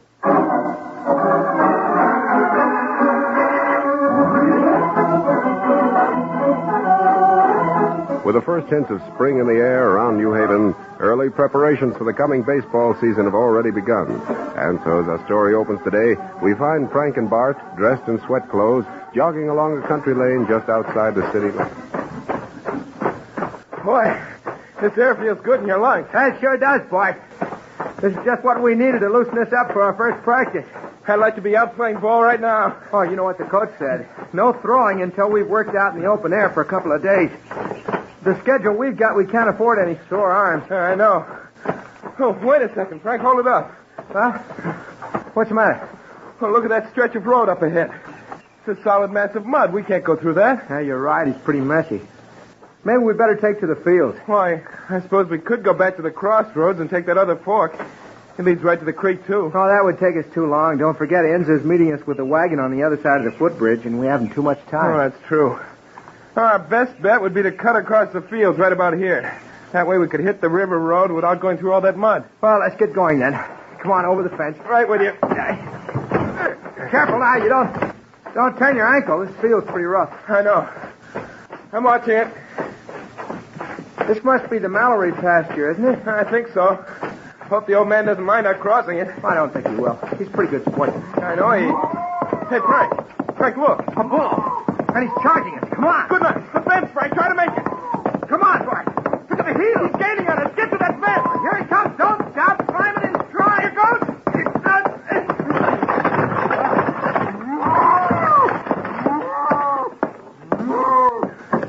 Oh, boy, that was close. Too close. I could feel his breath just as we hit the fence. And he hit it, too. Hey, what's going on? The bull was after him, Jimmy. They were in the pasture. Well, look who's here, Bart. Jimmy Mallory. Hi, Jimmy. Gee whiz, Frank Merriwell and Bart Hodge. What?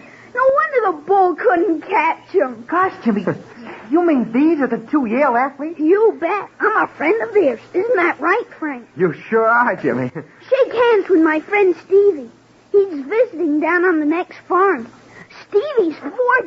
Oh, glad to meet you, Steve. Gosh. But what are you doing way out here? Hasn't baseball practice started yet? Well, not quite, Jimmy. Bart and I are doing a little road work to get in shape. Oh. Steve and I were just playing catch when we saw you running out of the pasture. Uh-huh. Mm-hmm. Hey, look, want to see the new mitt I got for Christmas? Oh. Say. Yeah. Hey, this is a nice mitt, all right. Well, look, don't let us interrupt your game. Oh, that's all right. We'd rather talk to you. Sure. I was trying to show Steve how you throw the double shoot. Only he wouldn't believe me. I still say it's impossible. See, Frank? Show him how you can throw it. Well, I'm sorry, Jimmy. The coach gave us orders not to do any throwing yet, but if you come into one of the games, I'll show you, huh? Don't worry, we're going to. But I wish you'd show me, Mr. Merriwell. I can't get the hang of it. Well, never mind learning the double shoot just yet, Jimmy.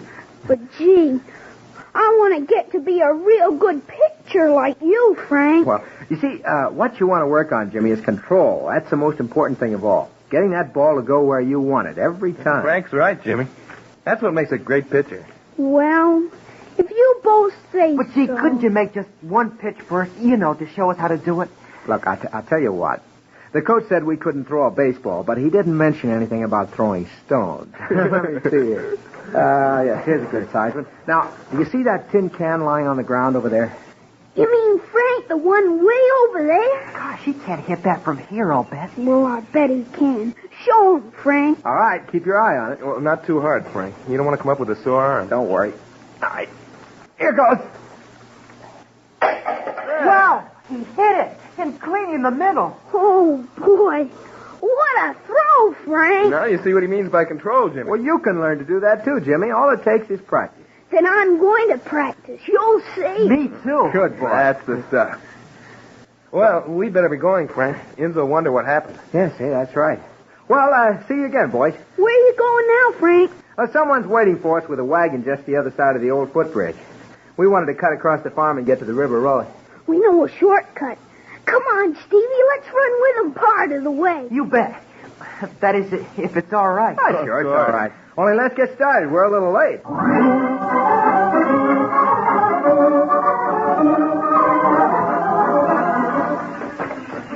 So long, Mr. Merriwell. Come on, boy. Well, there they go. Gee, they're nice men. Yeah, I wish we could go all the way with them. So do I. But we only slow them down. Hey there, Jimmy! Hey, it's your grandfather. Come on, let's see what he wants. Okay. Yeah, Grandpa? Who are them two fellas you was talking to? Oh, you remember them, Grandpa. Frank Merriwell and Bart Hodge of Yale. Oh, sure. What were they doing out this way in them funny kind of clothes? Oh, they're in training for the baseball season. Huh? We were just showing them how to get to the footbridge across the river. Footbridge? What in tarnation the one with that? The thing's been washed out for 2 days. Washed out, Mr. Miller? Yeah. Gee, I wonder if they knew about that. Well, we'll find out soon enough. It was a big thaw that did it. Dern Creek's up almost as high as the river. Gosh, Jimmy, now they won't be able to get across to their friend in the wagon. That's right. Unless, Grandpa, could Stevie and me take the rowboat out? With the water as high as it is? No, sir. It's too dangerous. Oh, please. We wouldn't go any farther downstream than the footbridge. No. We just want to row Frank and Bart across so they can meet their friend. Oh, Sure, please. Mr. Mallory. We can't get in any trouble if we promise not to go down as far as the river. No, sir. Don't worry. I'll look after Jimmy. How about it, Grandpa? Could we? It would mean an awful lot if we could help them out. Why, they might even send us tickets to the Harvard game or something. Well, now, you promise you won't go downstream anywhere near where the creek runs into the river. Current gets pretty strong down there, Jimmy. Oh, we promise. Cross my heart. Mine too. Well, in that case, I reckon you can go. But mind, no more downstream than the bridge. We promise, Grandpa. Come on, Stevie. This is our chance to do something for Yale.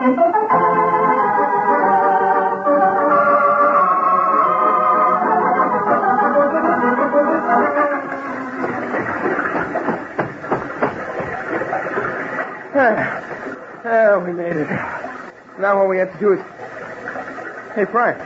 Frank, look at that. The bridge is down. Must have washed away when they had the thaw a couple of days ago. Sure, that's what happened. Look at the creek down there. It's a miniature river itself. Oh, what now? Well, there's no way to cross to the other side. Well, there's an old raft down there on the opposite bank. Oh, too bad it isn't on this side. We could get across on that. Yeah, it isn't, though.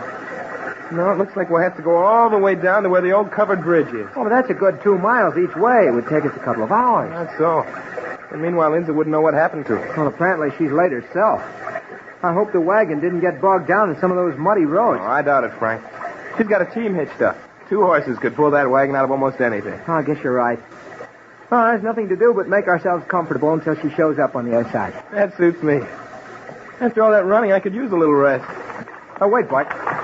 Here comes someone along the road on this side. Hey, it looks like... It is. It's Inza driving the team. What's she doing on this side of the river? I don't know, but we'll soon find out. Hi, Inza. Hello there. Hello, Frank. Bart.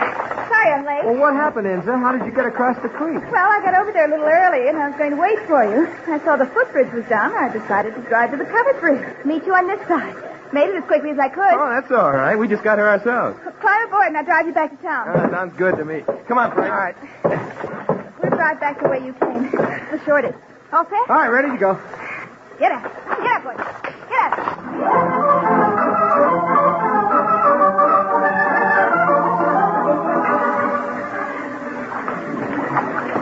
Here's the boat, Stevie. Right where I told you we'd find it. Yeah. Gee, the stream is pretty high, all right. Guess your grandpa was right about being careful. That's the trouble with Grandpa. He's always right. But we can make it as far as the bridge if we're careful. Yes, we can, as long as I'm rowing. Come on, let's get in. All right. You sit down with the oars. I'll untie the boat. Be careful, Jimmy. Now, take your time, huh? Okay. Now, wait till I get set with the oars, huh? Okay. You set? Yeah, all right. Untie her. I'm ready. Here it goes, Stevie. Be careful now. Don't fall in. I'm all right. Now, hand her down towards the bridge. We want to be sure we get there in time. Oh, don't worry about that, Jimmy. You'll make it in plenty of time in this current. Look at this. I don't even have to row. I just let the current carry us. Gee, that's pretty slick. Almost like having a motor. All we have to do is sit here and steer. That'll be fine, just as long as we don't get going too fast. But if we let this boat get out of control, we'll really be in trouble.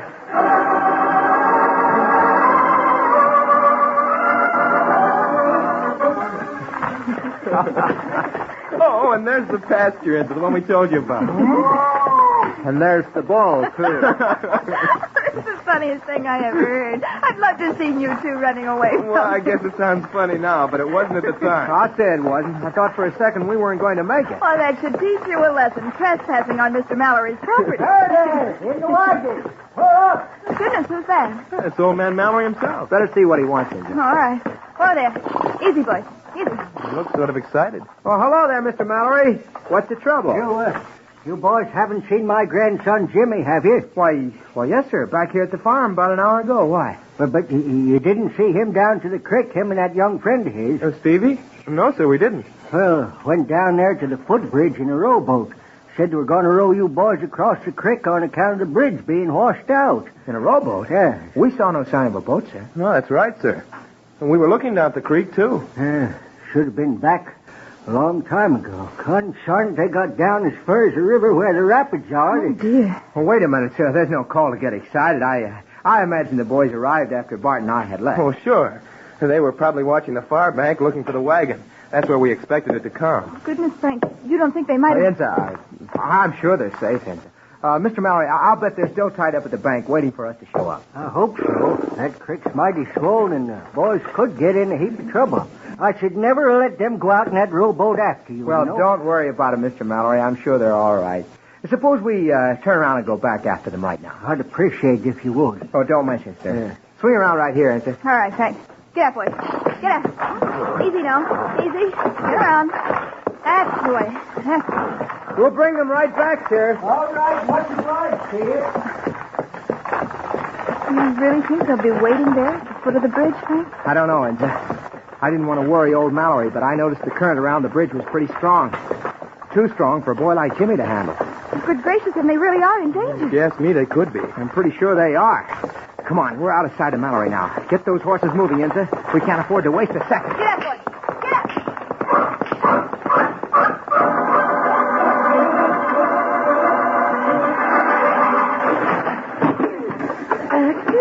Gosh, Jimmy, I don't like this.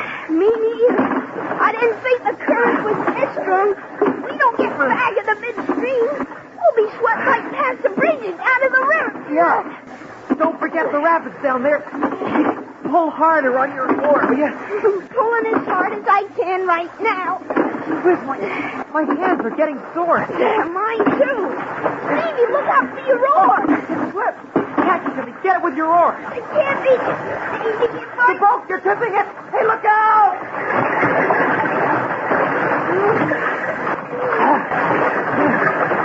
Oh, it's freezing. Steve, where are you? Here. I'm all right. Grab the boat. The boat? Where is it? Look, it's getting away. Quick, swim after it. Too late. I'm going downstream. Besides, I can hardly move in this water. Neither can I. Look, the current's carrying us down to the bridge. Oh, if we could only get to the bank. Jimmy, there's a raft tied to shore. Maybe we could reach it as we go by. Come on, try and swim toward it. I'll try. This water's so cold. Oh, there it is. Grab the end of it. I got it. Come on. Let's get out of this water before we freeze. Maybe. Here, Jimmy. Grab my hand. Got it. Oh, yeah. Ooh, I'm all right.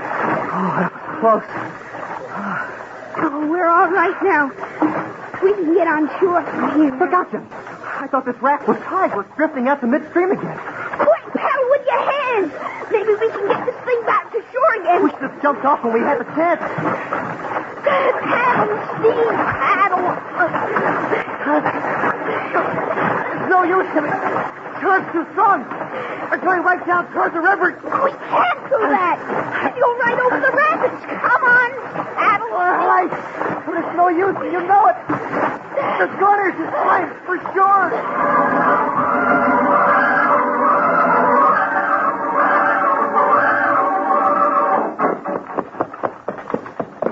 Here's the spot, Enza. Pull up here. Whoa, boys. Oh, I hope those kids are waiting here. I don't see any signs of them. Neither do I. Frank, do you suppose they changed their minds and didn't go out in the rowboat after all? I was just wondering. I certainly hope so. Well, so do I. Take a look at that current. I'd never be able to row against that. Well, they aren't around here at any rate. Well, look. Look, maybe we should drive back to the farm and see if they've turned up there. I suppose that's all we can do. No, hold it. Look there in the weeds on the other bank. Oh, what is... Oh, I see it now, Frank. It's an oar, isn't it? Yes, I see it, too. The kids must have lost it, Frank. I don't remember seeing it when we were here last. I don't either. But I do remember something that isn't here now. Well, of course. You mean the old raft that was tied up on the opposite bank? I remember you were wishing it were on this side of the creek. An old raft. What do you think that means, Frank? I'm afraid something must have happened to their rowboat. Maybe it capsized and they managed to make it to the raft. Yeah, but then where did the raft go? Yes, Frank, they surely wouldn't have taken it out into the creek. Not with the current as strong as it is. Well, I don't know what happened, but I have a feeling they're in serious trouble. Oh, gosh. Look, you don't think they're on that raft, do you? Well, if they are, they've been carried down to the river by now. How awful. But those rapids are only about a mile downriver, Frank. If they were ever carried over those... Oh, the poor kids, they're in real danger. What are we going to do? Turn the wagon around, Enza, and head for the river. Just as fast as we can make it.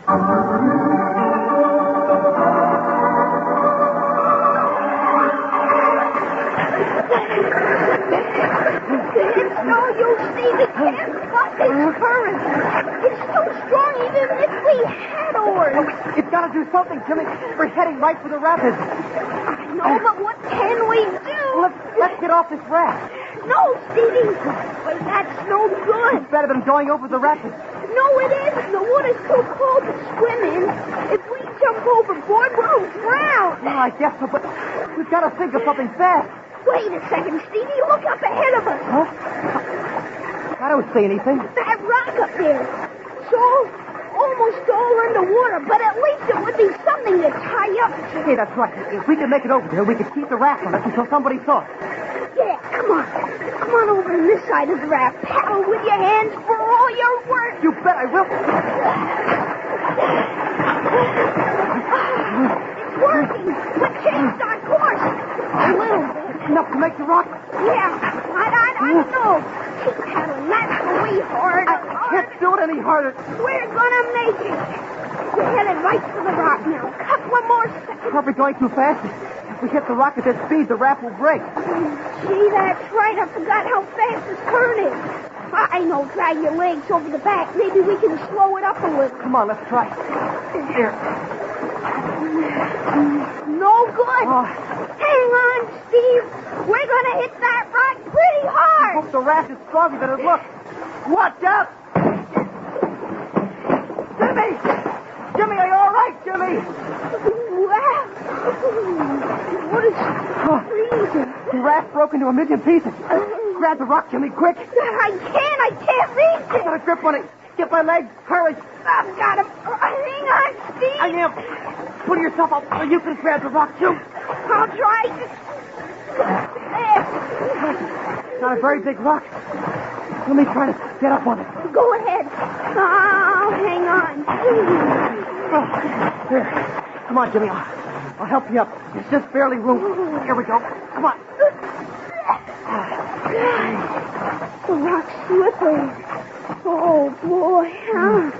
I'm glad to get out of that water, even a little way out. Now what? We're stuck on this rock and you haven't even got room to move. I don't know what we can do except sit here and hope somebody sees us. Well, they better hurry up. Even if we don't drown, we'll freeze to death. I don't know which is worse.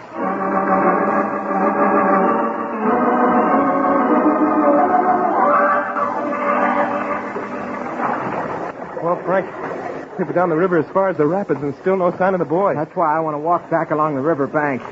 We may have been going too fast. If they're out there anywhere, we could have missed them easily. I know. Any sign of them, Frank? Not so far. Keep following us on the road. We'll yell if we see anything. All right. I hate to say this, but it looks pretty hopeless to me, Frank. Me, too. Oh, I'd give anything if we could only catch... Hey, listen. It's the boys. Help us! Where are they? Look, I see them. Where? See where that white foam is kicking up out there in the stream? It's the boys, all right. They're on a rock out there. Well, I'll be... We can't hold out much longer. Help us, Frank! We hear you. Hang on for as long as you can, Jimmy. We'll get to you some way. All right. We'll try. Good boy. Come on, Frank. Let's go. Bart, wait. You can't swim in that. Freezing. I told you to wait. You can't swim all the way out to them in this water. Quick, come back before you're caught in the current. I'm trying. I can hardly move my arms. Well, can't you touch bottom where you are? No. That's right. It's just over my head. Hey, it's beginning to sweep me downstream. Fight back. I'll get to you. No, don't come in too, Frank. You can't swim in this. Look out. Couldn't I tell I told you. Grab my hand. I guess about just bottom here. If I can reach it. That's it. Now we'll get ashore. That's okay. No, we don't catch pneumonia from this. What about those poor kids?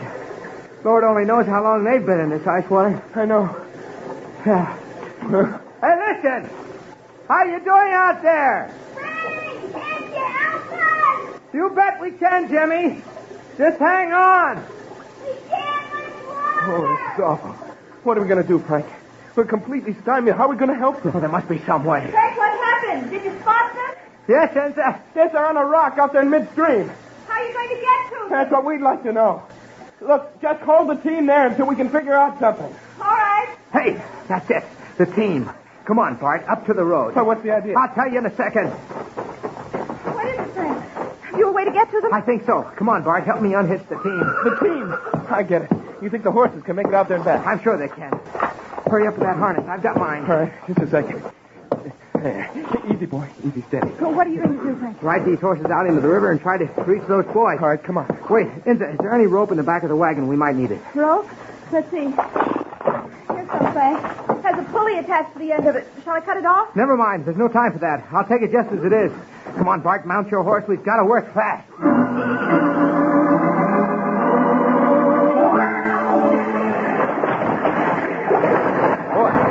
You were right about this water, Frank. Well, it's too cold for swimming, all right. But one of those kids could hang on as long as they did. Well, the horses are making it against the current, though. Hang on, Jimmy! We're coming! Oh, those poor kids. They must be half frozen by now. Oh, we'll have to get them bundled up the minute we get them ashore. Come on, old boy, keep it up. Come on now, boys. Just a little way to the rock now. Let me get this rope uncoiled. There. Hey, Jimmy! I'm going to toss the end of this rope to you. Catch it and look out for the pulley. All right. Here goes. I got it. Good boy, Stevie. Now hang on and try to pull us close enough to jump aboard these horses. All right. That's it, boy. Come on. We're getting closer. Come on. A few feet more.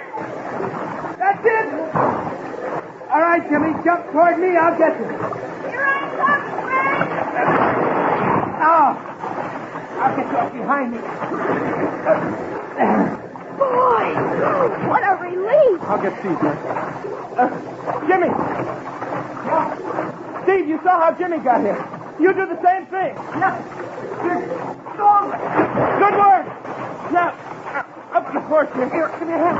That's the boy. Come on, Frank. Get your horse around and head for shore. I'm right behind you, Frank. You lead the way. Golly, Frank, you really saved our lives. Better save your thanks, Jimmy. We haven't reached the shore yet. With you and Bart, we will, and none too soon to suit me either.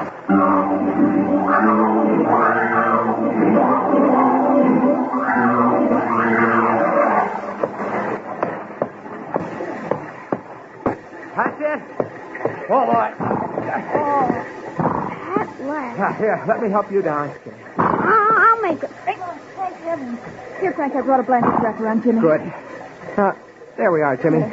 Now, you go back there to the wagon and stay as warm as you can. Come on, let me wait until Bart gets Stevie aboard. All right, they should be out in a second. How's it coming, Bart? Not so good. The horse is getting tired.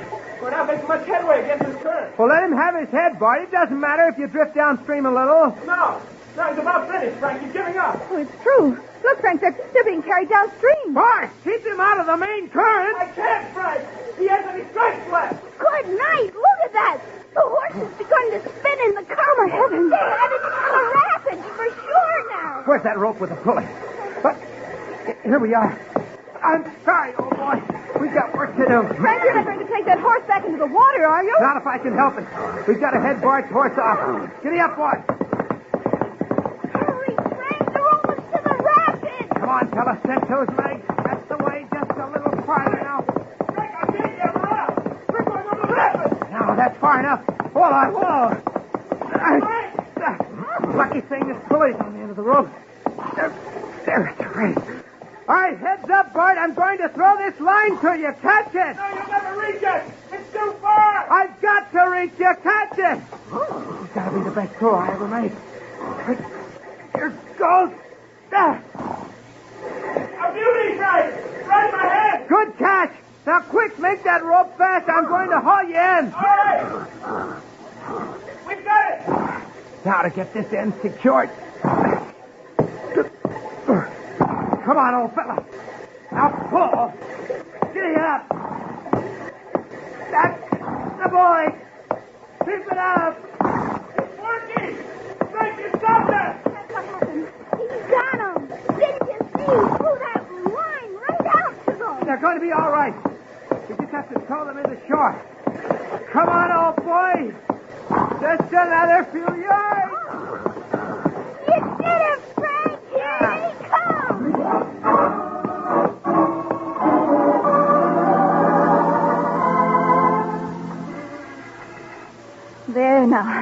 much better. Don't you boys be getting away from that fire. I don't want you to be coming down with your death of cold. Yes, sir. Don't worry about us, Grandpa. The way I feel right now, I never want to get away from the fire. Oh, that water was freezing. It's a miracle to me you ever got back. Guess it was sort of a miracle at that, but I'll tell you one thing. I don't want to hear you boys going off in a rowboat alone again. Gee, Grandpa, not even when the creek goes down a little? No, sir. Not even if the creek dries up. I don't want to go through another afternoon like this one, wondering whether you're alive or dead. Well, your grandfather's right, Jimmy. Well, if you say so, Frank. That's right, Jimmy. You listen to Frank, because next time we may not be around to get you out of a mess like that. Yes, sir, I guess you're right. Well, I certainly wouldn't want to go through it again. But it sure proved one thing. What are you talking about, Jimmy? Well, you remember back at the farm how Frank was talking to us about pitching? Sure, and he said the most important thing was good control. But what about it? Well, when I saw him throw that rope to Bart, I knew if he missed, you would have gone over the rapids. Yeah? Well, I sure was glad that Frank Merriwell has the best control and is the best pitcher in the whole world.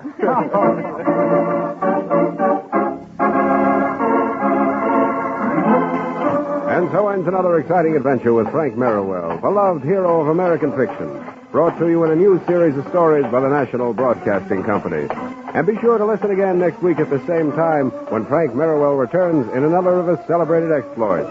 Frank is played by Lawson Zerbe, Bart is Hal Studer, and Inza is Elaine Ross. Other members of the cast were Frank Milano, David Anderson, Cameron Andrews, and Larry Robinson. Original music is by Paul Taubman. The Adventures of Frank Merriwell is written by Ruth and Gilbert Braun and William Welch, and the entire production is under the direction of Ed King. This is Mel Brandt speaking.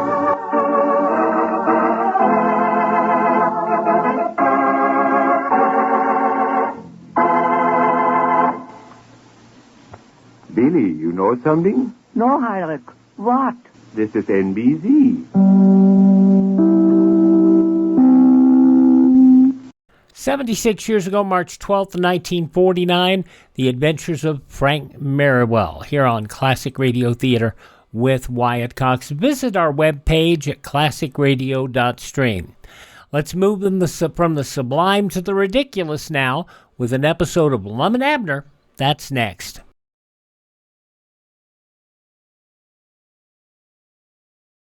The threat of fire in our homes is always with us. It's a good idea to know how to deal with it. For fire to burn, 3 things are necessary: fuel, heat, and air. Take any one away, and no flames. Most small fires can be put out by cooling, dousing them with water, or by smothering, taking the air away. Another method is to get the blaze outside. Take the fuel away by using a broom or other tool. So remember, a fire needs heat, fuel, and air. Take any one away, and no fire. Fire preparedness is important at all times. And now an episode of Lum and Abner as we go back 83 years ago to March 12th, 1942, and more questions about Diogenes Smith. The makers of Alka-Seltzer bring you Lum and Abner.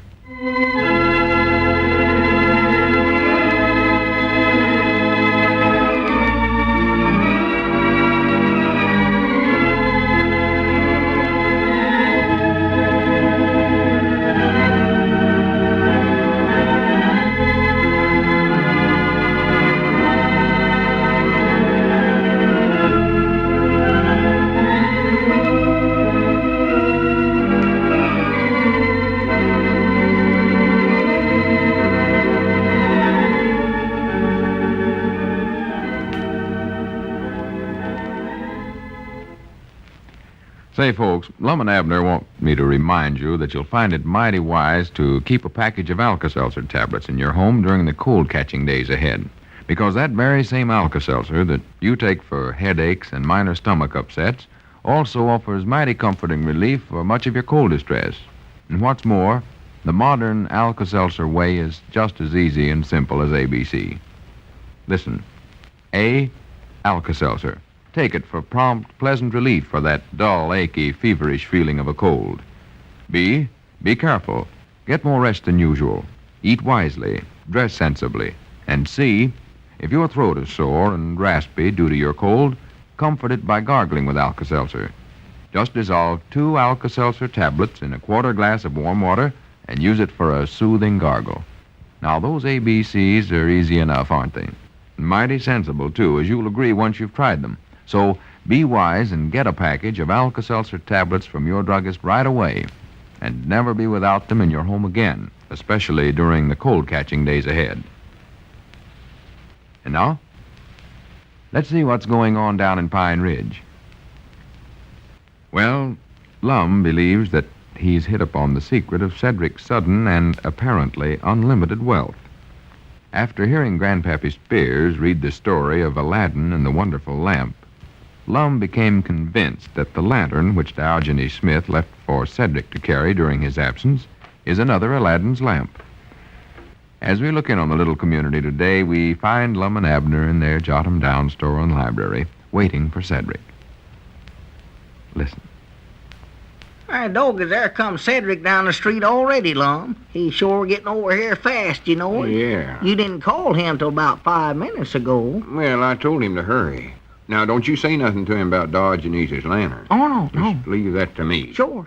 I'll study up some way to get Cedric to leave that with us for a while. Yeah, well, now, are you sure that's where Cedric's getting all his money, Lum? Of course I'm sure. Well, I'm almost sure.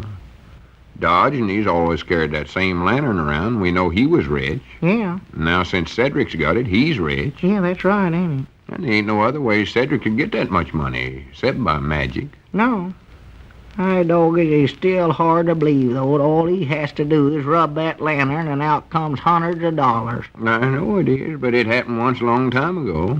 Tells all about it in that book Grandpap was reading the other day. It's called Aladdin and the Wonderful Lamp. Wonderful lamp? Yeah. Granny, that's more than likely where Diogenes got that saying about wonderful world. Why, sure it is. Yeah, for all we know, that lantern of Diogenes might be the same one that Aladdin had. Yes, sir. Might have handed down from generations to generations. You mean Diogenes and that feller Aladdin's is relates? I don't know, Abner, but it sure look... Wait a minute. Here's Cedric now. Find out. Yeah. Well, howdy, Cedric, old boy. Yeah, come in, Cedric, old boy. Sit down, make yourself comfortable. Wonderful world. Wonderful world. What was you fellers wanted to see me about? Oh, we just wanted to talk to you, Cedric. Sit down there. Yeah. Thank you. Yeah. You see, Diogenes sort of left me in charge of things while he's out of town, Cedric, and he told me to see that you was taking good care of his lantern for him. Yeah, that's what he said, Cedric. So I figured you'd better leave it here with me for today, and I'll check it over and polish it up and stuff. Oh, I polish it every day, Mr. Lum. Take awful good care of it. You do, huh? Well, it don't look like it's been polished today. Well, I ain't got to it yet today, but generally that's the first thing I do whenever I get up in the morning. I polish the lantern, rub it good and hard till it's terrible shiny, and then I get me a big roll of money, and I'm all set for the day. Uh-oh. Did you hear that, Abner? Yeah. Well, I do know. Mom? Oh, nothing, Cedric. Nothing. Well, I reckon I better be running along. I gotta spread the word into the corners that's dark and stuff. So long. Yeah, well, here, wait a minute, Yeah, Cedric. wait a minute, Cedric. Sit back down there. Yeah. Why don't you leave the lantern here for a little bit, and I'll fill it up with coal oil. For nothing. Oh, much obliged, but it's filled up. Besides, I can buy all the coal oil I want. I'll see you later. Well, wait a minute, Cedric. Don't go yet. I want to see you about something. Let's see now. You sure that lantern ain't too heavy for you to carry all by yourself, Cedric? Oh, no, Mom. It's awful light. I could carry 100 of them. You could. Cedric, that pinball machine you ordered out of the catalog might be here by now. Why don't you run over to the post office and see? Yeah. And you better leave the lantern here, 'cause you'll need both hands to carry the machine if it's here. Well, I already been over to the post office and asked about it. Ain't here. Uh-oh. It ain't, huh? Well, come to think of it, Cedric, they generally send them things by express. They might have delivered it to Luke Spear's restaurant, 'cause that's the only place that uses them in this town. Yes, sir. That's more than likely just where it's at. Seems to me like I seen somebody delivering a big package down there this morning, Cedric. Oh, boy, I'll bound you that's it. Why, sure. Let's call Mr. Luke up on the phone and ask him. Huh? No, we can't do that, Cedric. The phone may be out of order. Yeah. You better run down there and see. Yes, Mom, I reckon I will. Boy, I'll hope it's here. Yeah, well, here, wait, Cedric. Leave the lantern. You'll need both hands to carry that big machine. Yes, Mom, but I don't think Mr. Dodge-Knees would like for me not to carry it, though. He told me to carry it all the time. Well, we won't tell him, Cedric. Honest, sure enough, won't you? Why, of course not. Now, here, set it down. Now, run along. You better hurry now. Wonderful world. Wonderful world. Granny's, I thought we never was going to get that lantern away from that boy. Me neither. Good thing I thought about that pinball machine. Oh, yeah, he fell for that. Reckon why he wants to get himself a pinball machine. I don't know. I think he wants to have one to practice on so he can learn how to beat that one down at Luke Spear's restaurant. Yeah. That's his one ambition, just to beat that pinball machine once. Oh, yeah. Well, here. Come on, let's rub the lantern and see that magic stuff work. Yeah. Granny's Abner, we got it. Oh, my, yeah. Look at that little thing sitting there. That little innocent lantern. Yeah. And to think it's got more power than you or me or Dodge-Knees or anybody. Why, sure. And in about 2 minutes, it's going to make us rich, you know. Well, here, hurry up. Let's try it. I still got to see this before I believe it, Mom. No, you believe it all right. Go ahead. I'll let you be first. Well, good for me. You see now, what I do now, just rub the lantern? Well, wait. You got to ask it for something first. Oh. Better ask it for something big, because we ain't got much time. Yeah. Let's see. How about an elephant? An elephant? Yeah. That's big. Yeah, we don't want one of them things stomping around the store here. Oh. Besides, Cedric might get suspicious if he come back and seen an elephant in here. He'd know it was magic. Oh, yeah, he might, yeah. Ask it for money. Money, huh? We know it works on that. Yeah, let's see, about $10. $10? Oh, goodness. Make it $100,000. $100,000? Here, I better do it. Yeah, try it out, little Mom. bitty idea. I'm too nervous to fool with that anyway. Now then, oh, wonderful lantern, give me $100,000.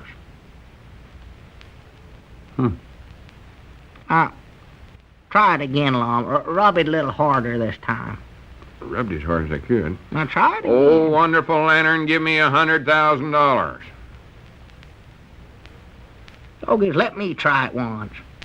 Oh, lantern, give me $100,000, please. Better go back to $10. 10, huh? Yeah, maybe it can't put out that much money at one time. Yeah. Lantern, give us $10. Well, just give me $1 then. 50 cents. A nickel. Granny's it's stingy. Doggies, Lom, this thing ain't no good, I don't Well, believe. now, wait. Maybe we ain't doing it right. Huh? More than likely some magic secret about it. Secret? I know it must work, because you heard what Cedric said about polishing the lantern every morning and then getting a big roll of money. Yeah, I heard him say that all right, but it sure ain't working for us, Lom. Well, he must know some secret. Maybe he says some secret words to the lantern or something. Secret words? I wonder if he realizes how lucky he is. He can get himself anything he wants. Hey, Doggies, Lom, wait a minute.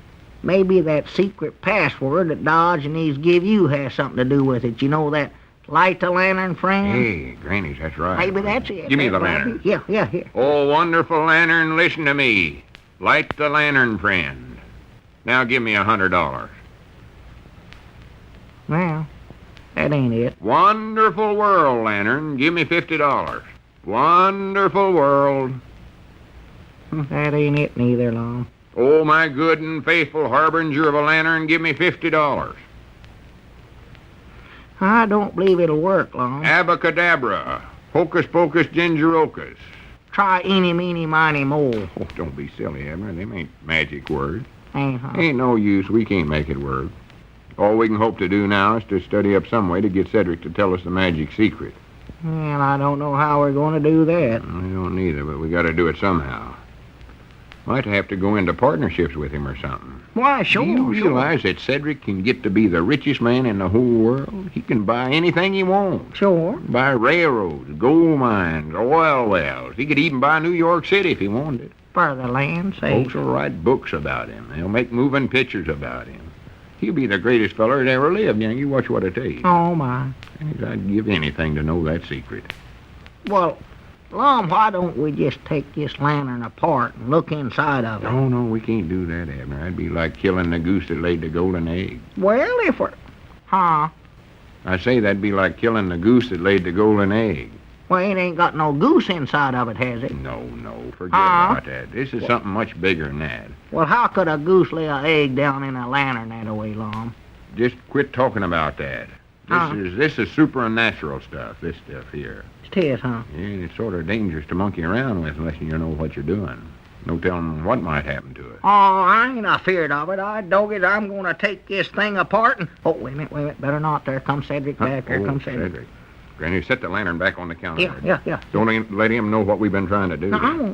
You going to ask him about the secret words? Of course not. We can't come right out and ask him. We got to wait and study up a plan for that first. Find out. Here he comes. A wonderful world, Cedric. Wonderful world. Doggone it anyway. What's the matter, Cedric? Oh, my pinball machine weren't down there. Ain't came in yet. Oh. Well, don't worry. It'll get here in time, Cedric. Cedric, I want to ask you something personal. Mom? Are there anything secret about this lantern? Secret? Yeah, are there any secret works down inside of it or anything? No, Mom, not that I know of. Just unscrew this little cap here and put the oil right down the bottom of it like you do on any other... Oh, my goodness. Now I've did it. Huh? Now I've did it sure enough. What's the matter, Cedric? Oh, I'm ruined. Huh? I loaned the Macmillan boys a lantern to take on a camping trip with them, and I just discovered I loaned them the wrong one. Wrong one? Yes, Mom. They got the one Dodge and these give me to carry. Well, Cedric seems to have just cause to be worried, doesn't he? But then he should remember the old saying, worry never got you anything. You've heard people say that, I'm sure. Well, we might correct that a little by saying worry never got you anything pleasant, because it has caused a lot of folks to have nervous indigestion. Now, of course, the best thing for nervous indigestion is to avoid worry and work under tension. But once you've got it, what you want is relief. So next time, try a glass of sparkling, refreshing Alka-Seltzer. Just dissolve an Alka-Seltzer tablet or two in a glass of water, then drink it, and see how quickly it can ease that restless, jittery stomach. Alka-Seltzer is pleasant to the taste, too, and it's not a laxative. Get Alka-Seltzer from your druggist and take it the very next time too much work, worry, and fretting cause nervous indigestion.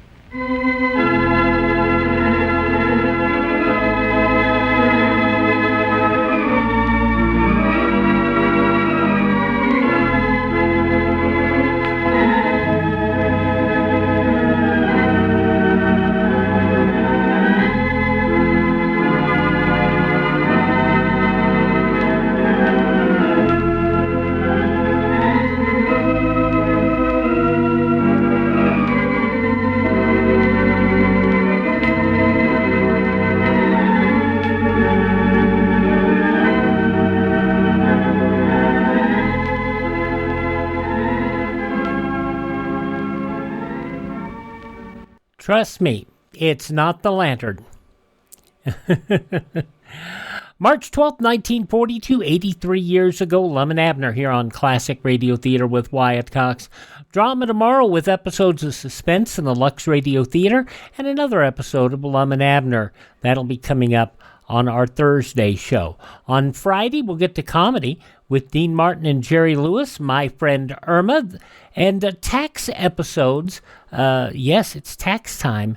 At least it was back then, day before tax day, because it was March 15th back then. And we'll have tax episodes with Harold Perry, as not only is the great Gildersleeve, but Honest Harold the Homemaker. And then on Saturday, we get back to crime with Big Town, Mr. District Attorney, Dragnet, and we get spooky with an episode of Quiet Please.